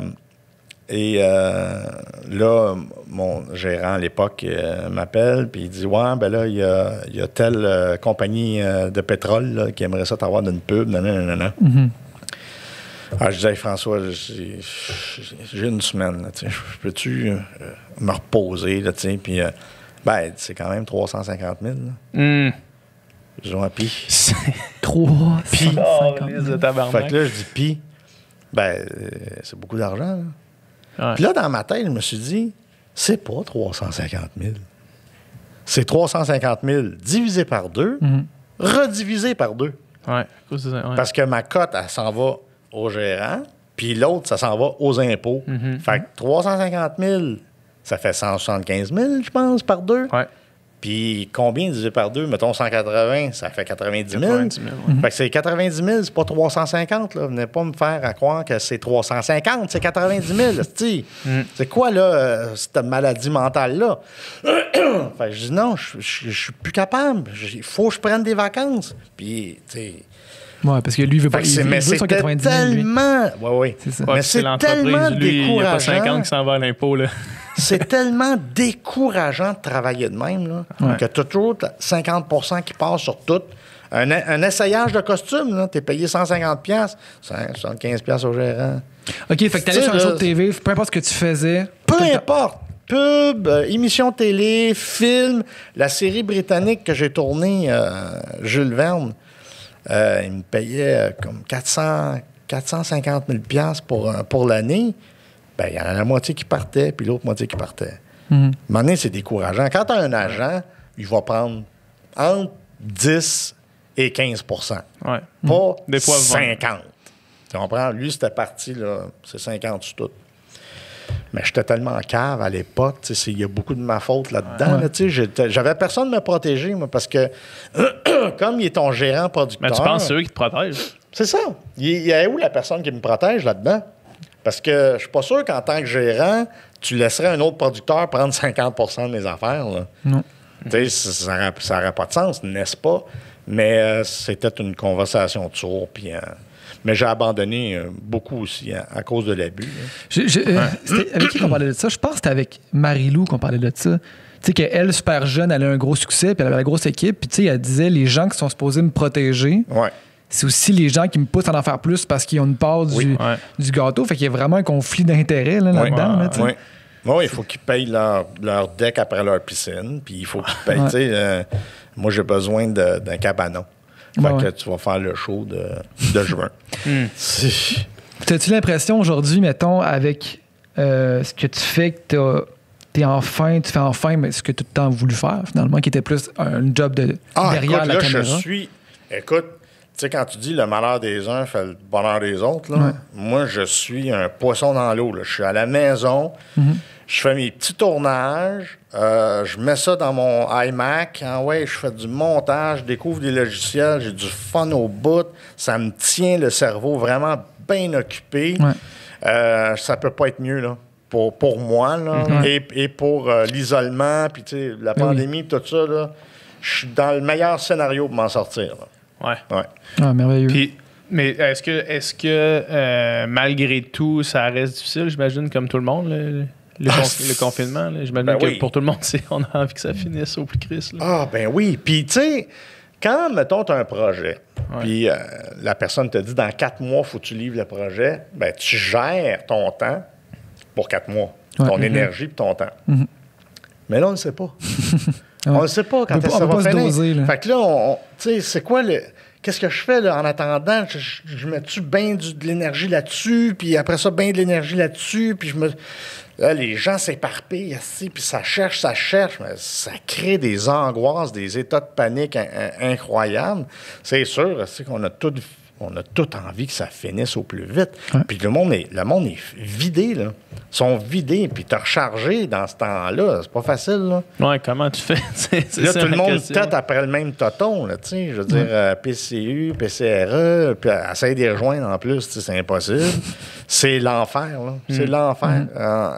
Puis comment s'entraider, puis comment, tu sais, les zones oranges, les zones rouges. Hey, là, moi, j'ai des zones rouges, je me gratte, je mets une crème, tu sais. Écoute, c'est compliqué, on ne sait plus qui écouter, tu sais. Là, c'est dans quelle région, là? Mais là, j'ai-tu le droit, là? Mais là, faut que tu mettes un masque quand je... Ben, mets-tu des gants quand je pisse? Non. Tu sais, tout le monde est mêlé, là, tu sais. J'ai-tu le droit après 9 h? Non, c'est avant 9 h. Non. Fait qu'il arrive à 6. Non, moi, je pars à 7. Ah, tabarnak. Moi, pour un dyslexique, c'est pas facile. Ouais. ça que tu disais, je me rappelle plus où est-ce que tu disais ça. Tu disais que t'étais dyslexique et TDA, là. Fait que ça faisait... Ah, c'est l'enfer. Là, c'est rester concentré, là. Ah, c'est du déconcentré trempé dans le déconcentré, là. Moi, je suis TDAH. Alors, travailler, tu sais, dans les computers, tout ça, je suis OK, là, je vais aller là. OK, là, je vais aller là. Je vais aller là. Mais je suis dyslexique, je suis pas capable d'apprendre des textes, je suis pas capable de lire, sauf des scénarios, ce qui est un miracle. Okay. Mais lire un livre, là, je lis 2 lignes, puis qu'est-ce que je lisais? Puis là, il faut que je revienne la page avant, puis là, tabarnane, je suis pas capable de lire, tu sais. Ouais. J'ai un trouble vraiment de déficit d'attention, puis la dyslexie, ça aide pas du tout, là. J'apprends avec des couleurs. Quand je fais mes montages, là, je vais mettre la première ligne verte, après ça, j'en mets une rouge, puis là, je me rappelle que le orange, parce qu'il portait du orange. Hey, c'est compliqué, mon affaire. Mais en même temps, tu sais, faut que tu te débrouilles là-dedans, là, tu sais. Ouais. Mais ça répond-tu à la question? Ben non, c'était pas une là. question, c'était plus une observation. Ah, OK. Puis est-ce que, j'imagine que ça, c'est, si t'es pas capable d'apprendre des textes, j'imagine que c'est une des raisons pourquoi tu fais pas de texte. T'as jamais fait de texte, là, tu sais? Ben, j'ai jamais eu de blanc de mémoire en faisant mes sketchs, là, mais apprendre... Là, c'est moins pire aujourd'hui. Mais quand je faisais, mettons, les bye-bye, puis que je faisais Vrac la vie, c'était une hantise. Un mois d'avance, là, j'étais comme ça. Ça rentrait pas dans ma tête. J'ai répété, je me trompais tout le temps. Je suis une fou, là, tu sais, à pas être capable d'apprendre mes textes. Mais ça, c'était un peu le trac aussi qui faisait que... Ouais. Mais là, il est arrivé un miracle dans ma vie. Bon, une bonne nouvelle. Yes! Okay. À quelle caméra, celle-là? Bonne nouvelle. ça, c'est la mienne. C'est que moi, le trac, ça m'a toujours empêché de faire de la scène. Sauf que là, je suis allé voir un hypnotiseur. Et puis, et ce qu'il a fait, c'est qu'il a comme fait... C'est comme s'il avait fait un copier-coller de comment je me sentais au début de ma carrière, puis qu'il l'avait collé aujourd'hui. OK.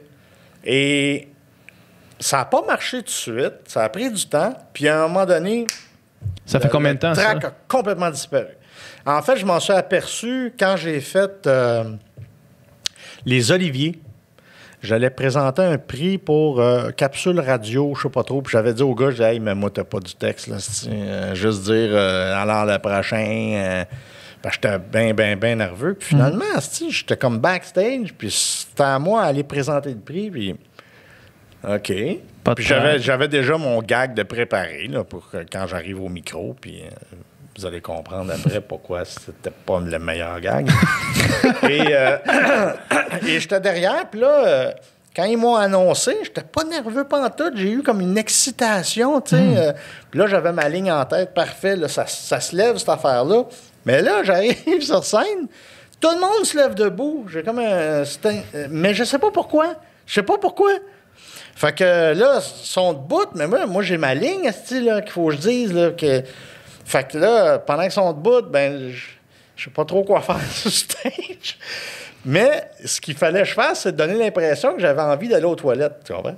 Fait que là, je faisais comme si j'avais envie d'aller aux toilettes. Puis là, tout le monde était debout. Puis là, quand ils se sont rassis, là, j'ai compris qu'ils me faisaient un standing ovation pour tout ce qui m'était arrivé dernièrement, les aveux sur telle affaire, puis le livre, puis ma maladie, puis tout ça. Juste le fait de te voir sur une scène, de revoir sur une scène. C'est ça. Fait que, et ma ligne, c'était, bon, on va faire ça vite parce que j'ai un petit problème de diarrhée. Alors, les nominés sont, mais tout de suite après un standing ovation, tu sais. Écoute, mais c'est la pire phrase que je pouvais dire. C'est ça. J'aurais pu changer d'idée et dire merci beaucoup, mais pourquoi j'aurais fait semblant d'avoir envie d'aller aux toilettes juste avant? Hey, là, ça se battait dans ma tête. Là. Dis pas ça! Oui, dis-les!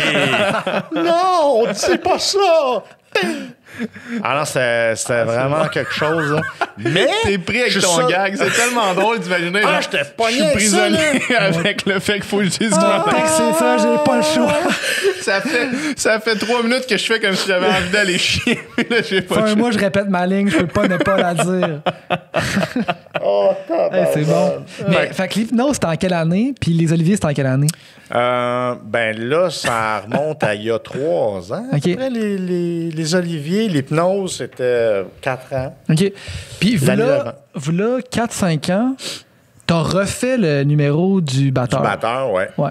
Ouais. Puis avant de le refaire, t'avais-tu le même track que t'avais dans le temps? Ou Oui. t'étais... Ouais, ah ouais, OK. Ah ouais. J'ai failli pas monter sur scène. Fait que t'as pas de Parce fun. que t'as peur que quelque chose de Qui mal arrive, ouais. va se passer, va arriver, tu sais. OK. Que les gens t'aimeront pas ou... Puis la dernière fois que tu avais monté sur scène avant ça, ça s'était mal fini, tu sais. Je me rappelle pas. Je pense que oui, ça doit. Fait que t'as pas eu un genre de crime finalement à cette heure. J'ai du fun. OK, non, j'ai Non, autant... cette fois-là, ça s'est passé vraiment différemment. C'était un gala juste pour C'était rire. avant, là. C'est au Comédia. Ouais. J'avais peur qu'il se passe de quoi de pas correct. Puis effectivement, il s'est passé de quoi de pas correct. Il a fallu que j'aille sur scène dire aux gens, OK, c'était un mauvais départ. J'ai pas entendu le click-track en arrière. Fait que, on va le refaire. Fait que je vais ressortir. Faites comme si rien s'était passé. Mais j'étais nerveux, là. Je leur parlais, puis j'avais le micro dans les mains de même. Et puis, ce qui fait que quand j'étais derrière, moi, habituellement, j'entends 4, 3, 2, 1, puis là, je rentre. Ouais. Mais là, le 4, 3, 2, 1, j'ai jamais entendu. Fait que j'ai commencé à entendre les pas. Je fais, ah non. Ouais. Ah non, je suis rendu sur scène. Où Ouais. c'est que je suis? Où c'est que je suis? Et puis, c'est là que j'ai dû rentrer sur scène et dire, bon, ben, on va le recommencer. Là. Excusez-nous, non. Fait que là, je l'ai refaite, mais de un, plus en forme, pas en tout. Ouais. Deux, j'avais vraiment besoin de caleçons propres après. Et trois, m'a trouvé quelque chose. Et donc, ça a été très, très, très, très difficile. Puis quand je suis sorti de scène, là, j'étais là. Mais je l'ai faite pour ma famille. OK. C'est-à-dire que mes neveux et mes nièces m'ont jamais vu sur scène.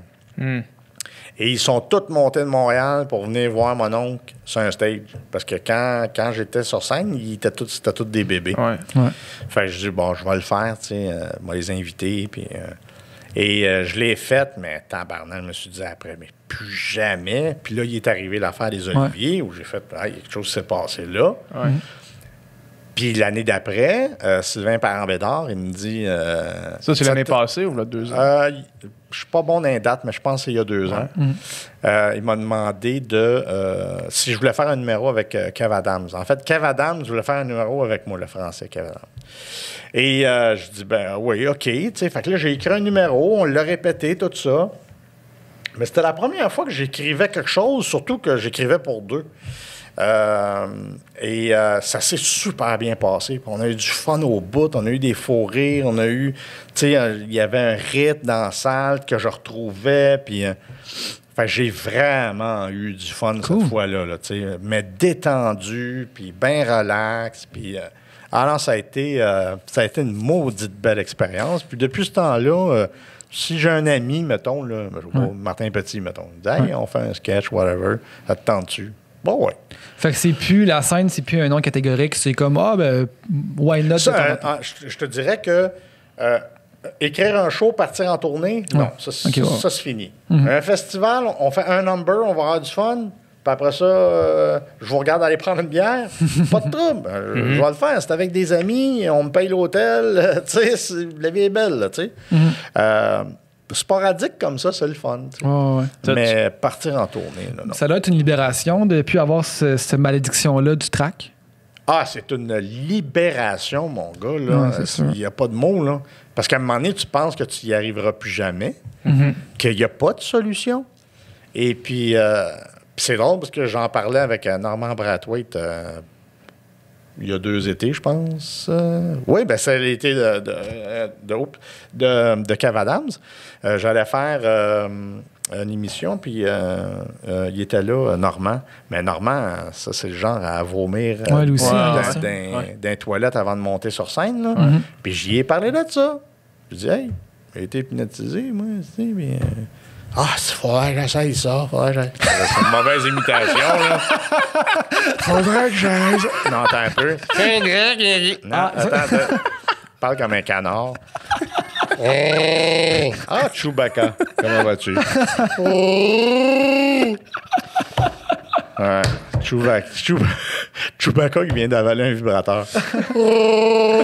Hey, t'es bon, Ah, je suis Chewbacca. vraiment un bon T'es un bon Chewbacca, c'est Manque bon. juste C'était le Chewbacca, poil. c'était pas Jar Jar Binks qu'il fallait que tu fasses, c'était Chewbacca. Ouais, exactement.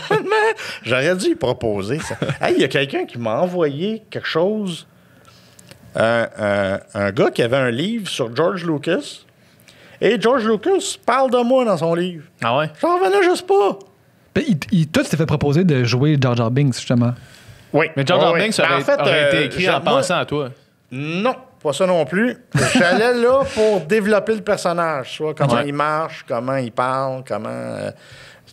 t'es comme un peu un marionnettiste, là, tu sais. Ouais. Et puis là, il fallait essayer plusieurs techniques là, pour pouvoir... Parce que lui, ce qu'il voulait faire, c'est tourner Star Wars et me mettre avec les autres comédiens, mais mettre un saut pour qu'après, lui, il puisse mettre Jar Jar Jar Jar Binks. Binks par-dessus. Tu sais. Ouais. Mais on a tout essayé puis ça ne marchait pas. Aujourd'hui, c'est facile. Là. Ouais. Mais à cette époque-là, là, ça marchait pas. Hey, je te parle d'il y a plus que 20 ans. Déjà. Ouais. Et, L'épisode sur la menace fantôme, c'est pas un bout. Mais comme, Ah ouais. mais comme Jar Jar Binks mesurait 6 pieds et je sais pas Ouais. combien, moi, de mon 5 pieds 6, je faisais pas la cote. Fait qu'ils ont dit, bon, ben désolé, on pourra pas te prendre parce que... OK. Mais il m'avait dit que j'avais le rôle, mais j'étais trop petit. Fait qu'ils Ouais. ont pris un autre Fait que autre acteur. T'as fait le développement du personnage, mais finalement, ça n'a pas été toi. Exactement. Le stand-in. Ah ouais? Est-ce que tu as encore, mettons, tes numéros que tu as roulés tellement de fois, là, Oui. serais-tu encore capable de les faire là, sur un claquement de doigts ou faudrait que tu les révises? Ben le batteur, quand je l'ai refait, j'avais fait une nouvelle version, tu sais, pour Ouais. pas que ça soit plate pour tout le monde. Je sais pas, tu as la mémoire physique, là. J'imagine qu'il y en a certains que je pourrais refaire. Il y en a un que c'est quasiment impossible, là. C'est le numéro du bureau là, qui est sur le Boléro de Ravel, là. Ça, c'est extrêmement compliqué, puis je sais même pas comment j'ai fait pour faire ça. Je l'ai fait avec François Pérusse, d'ailleurs. C'est lui qui a fait la trame sonore. Ah ouais? Et, mais je pense que c'est le seul numéro que je serais pas capable de faire. Le reste, que ce soit la claquette. C'est sûr qu'au niveau physique, là, la claquette, tu veux mourir après. Là. Le drum, c'est épuisant aussi. Le bureau, c'est moins épuisant, mais c'est très compliqué. C'était quoi les autres numéros? Le golfeur. Hein? Il y avait le golfeur que tu faisais souvent. Le golfeur, mais ça, c'était pas si pire. Tout, c'est comme le samouraï, l'haltérophile, l'américain. Ça, c'est toutes des affaires. C'est surtout les numéros avec les bandes sonores qui étaient comme bien exigeants physiquement. Ouais. Surtout la claquette. Puis je commençais le show avec la claquette. Je sais pas pourquoi. Un bon warm-up. là.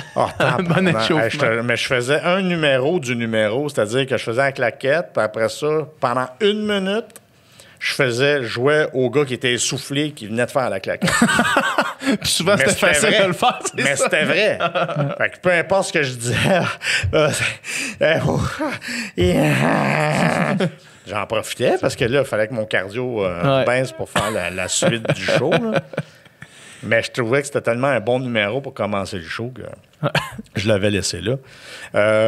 Mais je pourrais revisionner mes sketchs. Parce que là, c'est pas un scoop, là, je l'ai dit déjà une couple de radio, là, une couple de podcasts aussi. C'est que j'ai un projet avec Comédia, avec Sylvain Parent-Bédard, pour justement remettre ces sketchs-là sur scène avec d'autres humoristes. OK. Donc, moi, parce que je ne serais pas capable de faire un show d'1h30 de moi, là, non. Je ne serais pas capable. Fait que on prend plusieurs humoristes que je vais leur montrer comment faire les sketchs, puis on met ça sur scène, puis on va partir en tournée. Mais moi, je ne partirai pas en tournée. Là, mais... Fait que les numéros continuent de vivre par eux-mêmes. Exactement, oui. C'est comme si le catalogue allait se promener. Oui, ouais. C'est vraiment c'est un cool projet. Oui, parce que ce qui est le fun, c'est que je peux le faire. Tu sais, si je faisais 1h30 de stand-up que je faisais faire par d'autres personnes, ça marcherait peut-être, là, mais tu vas où après? Tu sais? Là, au moins, avec ça, on peut se promener pas mal partout. Là, tu sais. Ouais. C'est assez rare, par contre, ce style-là vraiment physique, surtout, j'ai l'impression, maintenant. Ben, ce qui était rare, là, c'était pas tant le style physique que la quantité. Parce que je connais beaucoup de clowns, de cirque, tout ça, mais ils ont un number. OK. That's it. Ils n'ont jamais rien écrit d'autre ou ils vont mettre un an à écrire quelque chose de nouveau, une affaire de 4-5 minutes, mais un show de 2 heures, juste d'humour visuel, ça se faisait pas. C'est du stock. Ouais, ça se faisait pas. Fait que c'est pour ça que j'ai pu, j'imagine, tirer mon épingle du jeu. Là. Ouais. Puis moi, je compare toujours ça un peu à... J'ai comme fait ma place par le silence, tu sais. C'est un peu comme quand tu es dans la cuisine en train de couper tes légumes, tu écoutes la TV, puis à un moment donné, il n'y a plus de son. C'est comme... tout d'un coup, tu es attiré par la télé. Là, tu le remarques qu'il y avait du bruit, puis avant, tu le remarquais pas. C'est ça, Ouais. tu sais. Alors, j'ai eu l'impression que mon silence a fait du bruit dans la communauté, puis que ça a attiré beaucoup les gens. Pardon. Ça a attiré beaucoup les gens. Fait que ça, c'est quelque chose qui m'a beaucoup aidé dans ma carrière. Tu parlais, je pense que c'était à sous-écoute que tu dis que tu as eu la chance de rencontrer tous ceux qui t'ont influencé. Là. Oui. Puis- Ça a déjà passé. Non, Ok. mais il l'a mis sur Patreon, je pense. Là. Je l'ai écouté cette semaine. Puis, tu dis avoir rencontré Jim Carrey. Oui. Puis, comment ça a été cette rencontre-là? Parce qu'il y a quand même... Une parenté. Ouais, il y a quand même une parenté dans ce que tu faisais puis ce que Jim Carrey faisait, tu sais, dans des grimaces puis des mouvements un peu, comme j'ai tantôt, désarticulés puis tout ça. Ouais. Comment Lui, c'était surtout le faciès. Moi, Ouais. j'étais médusé. Ah, tu il sais, était incroyable. Parce qu'il fait pas de grimace comme tel. Il est capable d'imiter une face. Ouais. Tu sais, quand il fait Clint Eastwood... Ah, c'est débile. ou, Quand il se fait... tire, Ça n'a pas de sens. Il Quand... transforme la face, t'es là. Ben voyons donc, tu sais. On dirait que tous C'est ces du muscles more. sont capables d'être indépendants. Là. C'est hallucinant. C'est Ouais. vraiment hallucinant. Quand il fait James Dean, quand il fait Khrouchtchev, quand il fait... écoute, quand il fait le gars de la petite maison dans la prairie, c'est... Moi, je l'ai vu live à Los Angeles, OK? Au Comedy and Magic Club. En quelle année, à peu près? Ce que je savais pas, c'est qu'il m'avait vu avant. OK. Ah. Et moi, je faisais... On est dans j'étais- quelles années, là? Oh mon Dieu, 89. dans OK, ce fait que coin-là, lui, il fait pas 88. encore de films, là. Il venait de faire, je pense, Earth Girls Are Easy, qui est des genres de vampires de l'espace, qui est une comédie. Là, Fait qu'il a pas fait les gros films encore, là. pas à ce moment-là. vraiment vanté, là. Ben, c'est pas grave, tu sais. Mais il était dans... Girl from Earth are easy. Là, Ouais. genre, OK. Ça me semble comme un film qui a peut-être pas très bien vieilli. Ouais, c'est ça, ça sonne comme un film qui se fait plus ces jours-ci. Et c'est ça, fait que... Mais il était dans Flying Colors. Avec les frères Wyan, puis c'est une émission de télé, là, un peu comme Saturday Night Live OK. ou comme, OK. comment ça s'appelait, donc le magazine Mad, Ouais. Mad TV. Et, Fait que lui, il te connaissait. Hein? Il te connaissait déjà. T'es allé voir son show. Non, puis- non, il ne me connaissait OK, pas. OK. Moi, je le connaissais. Mais là, la semaine avant qu'il vienne faire son show, moi, j'ai fait mon show au Comedy and Magic Club. J'ai passé la semaine là. Et celui qui s'occupait du Comedy and Magic Club, c'était le frère de Dennis Miller, qui était un autre humoriste américain qui était sur Saturday Night Live, qui faisait les nouvelles. Et il dit hey, j'ai quelqu'un à te présenter. Je dis OK. Fait que je m'en vais backstage et c'est Jim Carrey. Et je le reconnais, tu sais, puis je l'avais vu faire un gag sur Arsenio Hall, que j'avais braillé de rire chez nous. Lui, il est capable de se disloquer l'épaule. Mais il se disloque l'épaule, mais le bras, il est comme drette de même, tu sais, sur le côté. Ouais. Puis là, Il y a le fait coude n'est comme- pas plié, là. ouais, c'est ça.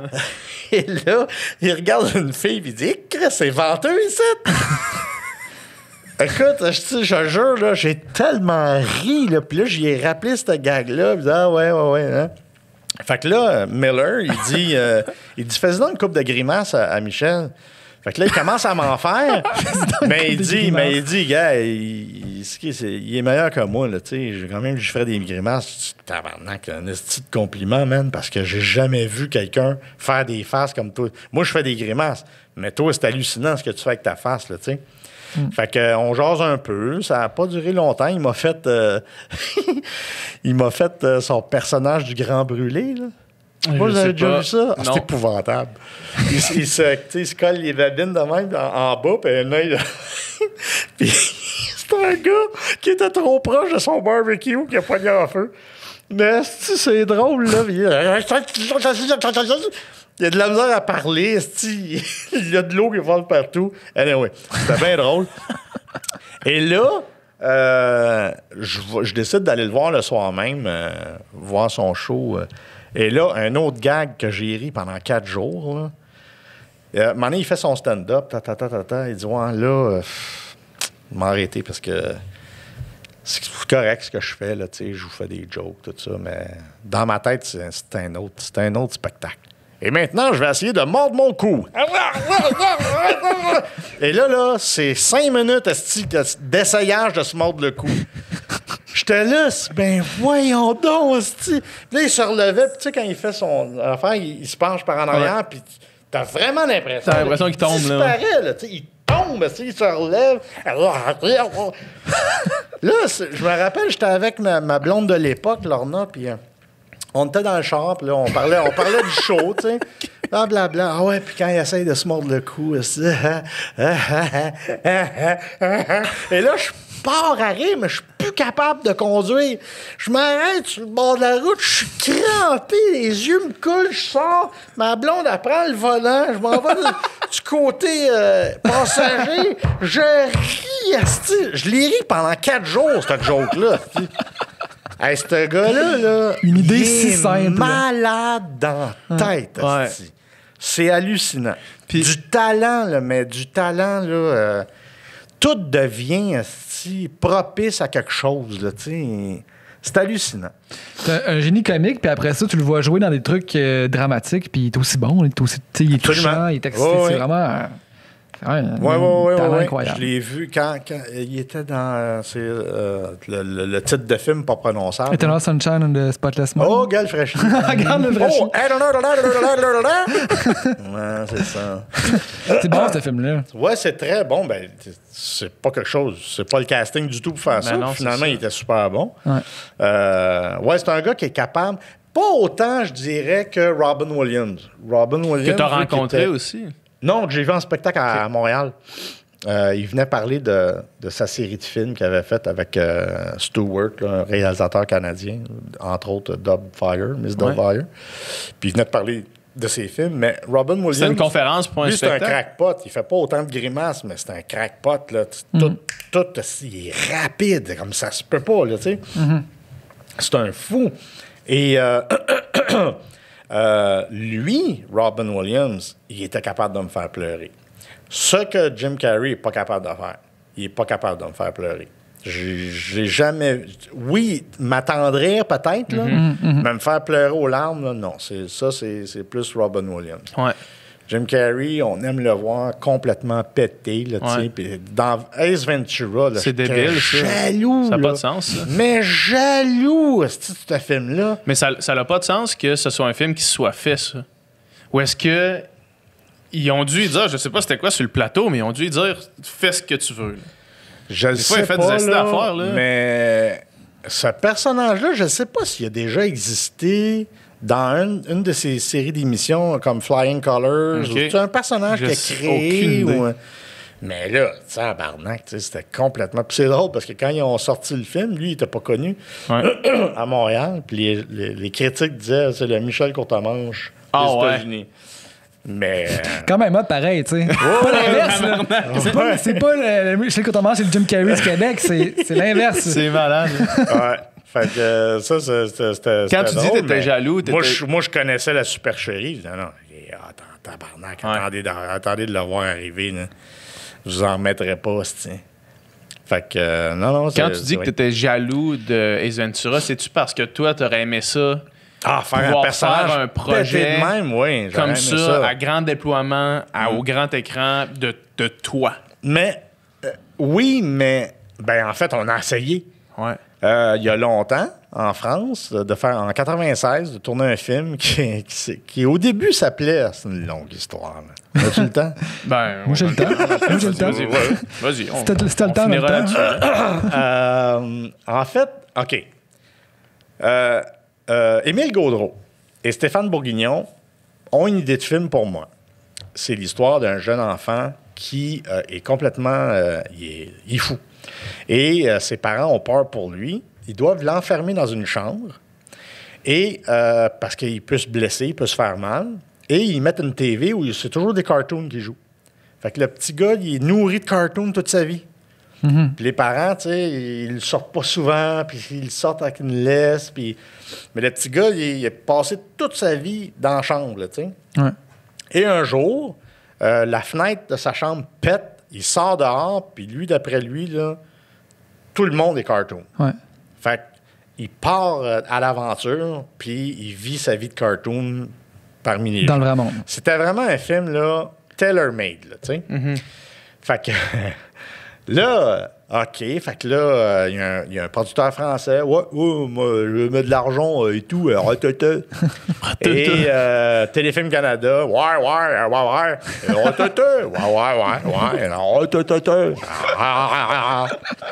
Fait que t'avais un Américain entre les deux. Wanna Pat Sarugi? Ben ouais, c'est ça. Je veux montrer qu'il fait son accent américain. Tu as un British aussi dans la gang? Ou Et, Il me semble que l'histoire, il y avait un Australien. il y avait un aussi. japonais aussi. il me semble. non, ça, c'est hindou, ça. Ah, j'ai-tu le droit? C'est de l'appropriation! Ah, Fais attention. on va peut-être heurter une couple de personnes. Ah oui, c'est ça. Fait que là, bon, il lève quand même 34 millions de francs pour faire le film. Hein? Ce qui est comme 8 millions de dollars il y a Ouais. 20 ans. Ouais. Il y a plus que 20 ans, il y a 25 ans. Fait que c'est pas pire. tu sais. Ouais, très À peu près bon. 2,5 milliards de dollars. Et là, en le 2021. réalisateur du film décide de mettre ses mains dans le scénario. Pas au courant, moi, là. Fait que je suis à Montréal, tout se passe bien. Arrive à Paris pour tourner mon film, me pète les bretelles. Et là, je lis le scénario à l'hôtel, tu sais. Mais c'est plus pantoute la même affaire. C'est plus drôle, c'est plus pantoute la même affaire. Je sais pas où ce qui s'en va avec ça. Je suis pris de panique. Téléfilm veut plus mettre de l'argent dedans. Les autres aussi l'ont lu. Ils ont lu, oublie puis ont ça. fait non, no way, on le fait plus. À la veille du tournage. T'es à Paris dans ton hôtel. Là. Hey, là, la crise d'angoisse, mais là, qu'est-ce qu'on fait? C'est pas le film, c'est pas ça. Puis là, ça a donné, mon gars, là, une merde. Une merde de film. Merde. Et ça s'appelait au début Mon destin animé, qui est un beau titre avec, avec l'écriture de nos deux Québécois qui était parfaite. Je sais pas pourquoi il a changé ça. Et là, ça s'est appelé La balade de Titus. Je vois le titre. C'est quoi ça, La balade de Titus, tu sais? Et là, après ça, non, finalement, on change le titre. Ça va être Le rêve de la carotte. Le rêve de la carotte. Là, c'est-tu un film porno? Là? C'est quoi, là? C'est quoi cette affaire-là? Là? T'aurais me traiter de manger de carottes? Là? Oh, j'ai-tu le droit de dire ça? Appropriation sexuelle. Et non, là, je capotais, là, tu sais. Puis après ça, ça s'est appelé un autre titre que je me rappelle pas. Puis c'est revenu à Destin animé parce que la réputation des autres titres avait mal passé. Écoute, le film a passé en salle en France une journée. Et le gars dehors remboursait les gens. Hein? C'était tellement mauvais, là. Mais toi, t'es Même- associé à ça. C'est de la cinéma Ah, c'est de la méga marde. Et c'était un producteur de Montréal, Christian... il n'aimera pas ça, je dis son nom. Christian Larouche. Christian... Oui. Christian Larouche, de Crystal Film, je pense. On le salue. Ouais, on le salue. d'ailleurs, ouais. Salut, Christian. Qui n'a jamais voulu travailler avec moi après. Je le comprends très bien. Là. Ça a été vraiment, là, ils ont fait des tests. On va le passer à des enfants. Peut-être que les enfants Peut-être qu'on va sont le encore récupérer. moins niaiseux, là, tu sais. Puis en plus, la cassette vidéo, que j'ai un seul exemple chez moi, non, vous le verrez pas. C'était ma prochaine question. Je pourrais la faire tirer, mais à coup de 12. Et le film, quand tu l'écoutes, tu te rends compte que c'est un offline. Ils n'ont même pas égalisé les couleurs. C'est pas les bons panneaux qu'il y a dessus. C'est l'image, elle est pixelisée. C'est vraiment... C'est la merde. Qu'est-ce qui s'est passé? Réalisateur. Et moi qui n'étais pas si bon que ça. Ouais. Les deux. Moi, j'étais pas... j'ai pas été dirigé, j'ai pas... C'était vraiment, là, gars, c'est la vedette, fais ce que tu veux, là. Je dis, ouais, mais c'est parce que je sais pas quoi faire, là. C'était Puis en plus, je jouais avec Jean-Claude Dreyfus. Je sais pas si... Delicatessen. Ah ouais, j'ai vu ce film. Ouais, tu sais, le gros, là, le boucher, là. Ouais. Je jouais avec lui, qui est vraiment... C'est quand même quelqu'un, un asti d'acteur, là. Puis il y avait une nouvelle, là, qui s'appelait Natacha Leninger. Ouais. Ça a merdé, là, c'était tout croche. Et finalement, c'est ce qui a mis fin à ma carrière au cinéma parce que je devais tourner un film tout de suite après avec Victoria Abril qui s'appelait Le Matou. Polygram a fait non, finalement. On a déjà fait un film avec Courtemanche et ça n'a pas marché. Fait que ça tombe. Puis on s'était parlé souvent au téléphone, là, moi puis Victoria Abril. Et puis, moi, je te connais pas. Moi, il paraît que t'es un genre de Jerry Lewis. Moi, j'aime pas Jerry Lewis. Je l'aime pas. Ah, OK, c'est pas cool. Ça part sur des bonnes bases. Ça part de même. OK. C'est une Italienne, en fait, Victoria. Une petite belle femme. Oh my God. Une chance, j'avais pas de blonde à l'époque. Mais on s'est jamais tripoté, finalement. Mais dans le film, on se tripotait. Le film que ça aurait été chaud. Ça aurait été dans le cochon. Salut! C'est moi, Dominique. C'est qui ce personnage? C'est un nouveau personnage qui va sur Comme à TV. On sait pas c'est quoi. Tu sais, parce que tu peux pas rien genrer. Là, c'est une sexualité ambiguë. Là. Fait que c'est-tu comme... C'est-tu un gay?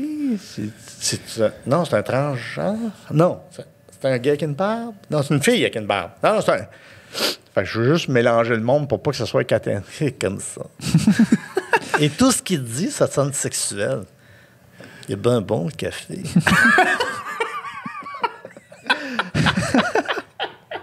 C'est donc bien pratique des portes battantes. J'aime ça des carottes avec de la sauce. Je viens me faire rire. Aïe. Crème, tu dis que la face de Jim Carrey se métamorphosait, mais là, on vient de voir une bonne métamorphose. Là. Ça n'était c'est bonne. Une grimace. Ça, c'est une grimace. On va pas te retenir plus longtemps. Où est-ce que les gens vont, dans le fond? C'est comme à TV.tv. Comme à TV.tv. Plusieurs forfaits. Là, on est au début de la plateforme. Chaque semaine, il y a du nouveau stock qui arrive. Vous acceptez aussi, j'imagine, les propositions de projet? On accepte les nains. Les nains. Les petites personnes. On accepte les nains. Dégueulasse. On accepte tout le monde. On accepte les projets. Les gens ont juste à me contacter sur info@comatv.com. Comme à TV, C-O-M-A-TV. TV. Oui, c'est comme à TV. C'est ce qu'on fait, c'est comme à TV, mais c'est pas de la télé. Ouais. C'est super. C'est ça que je veux dire.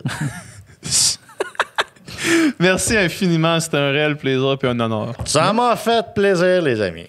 Yes. Merci. Merci à toi.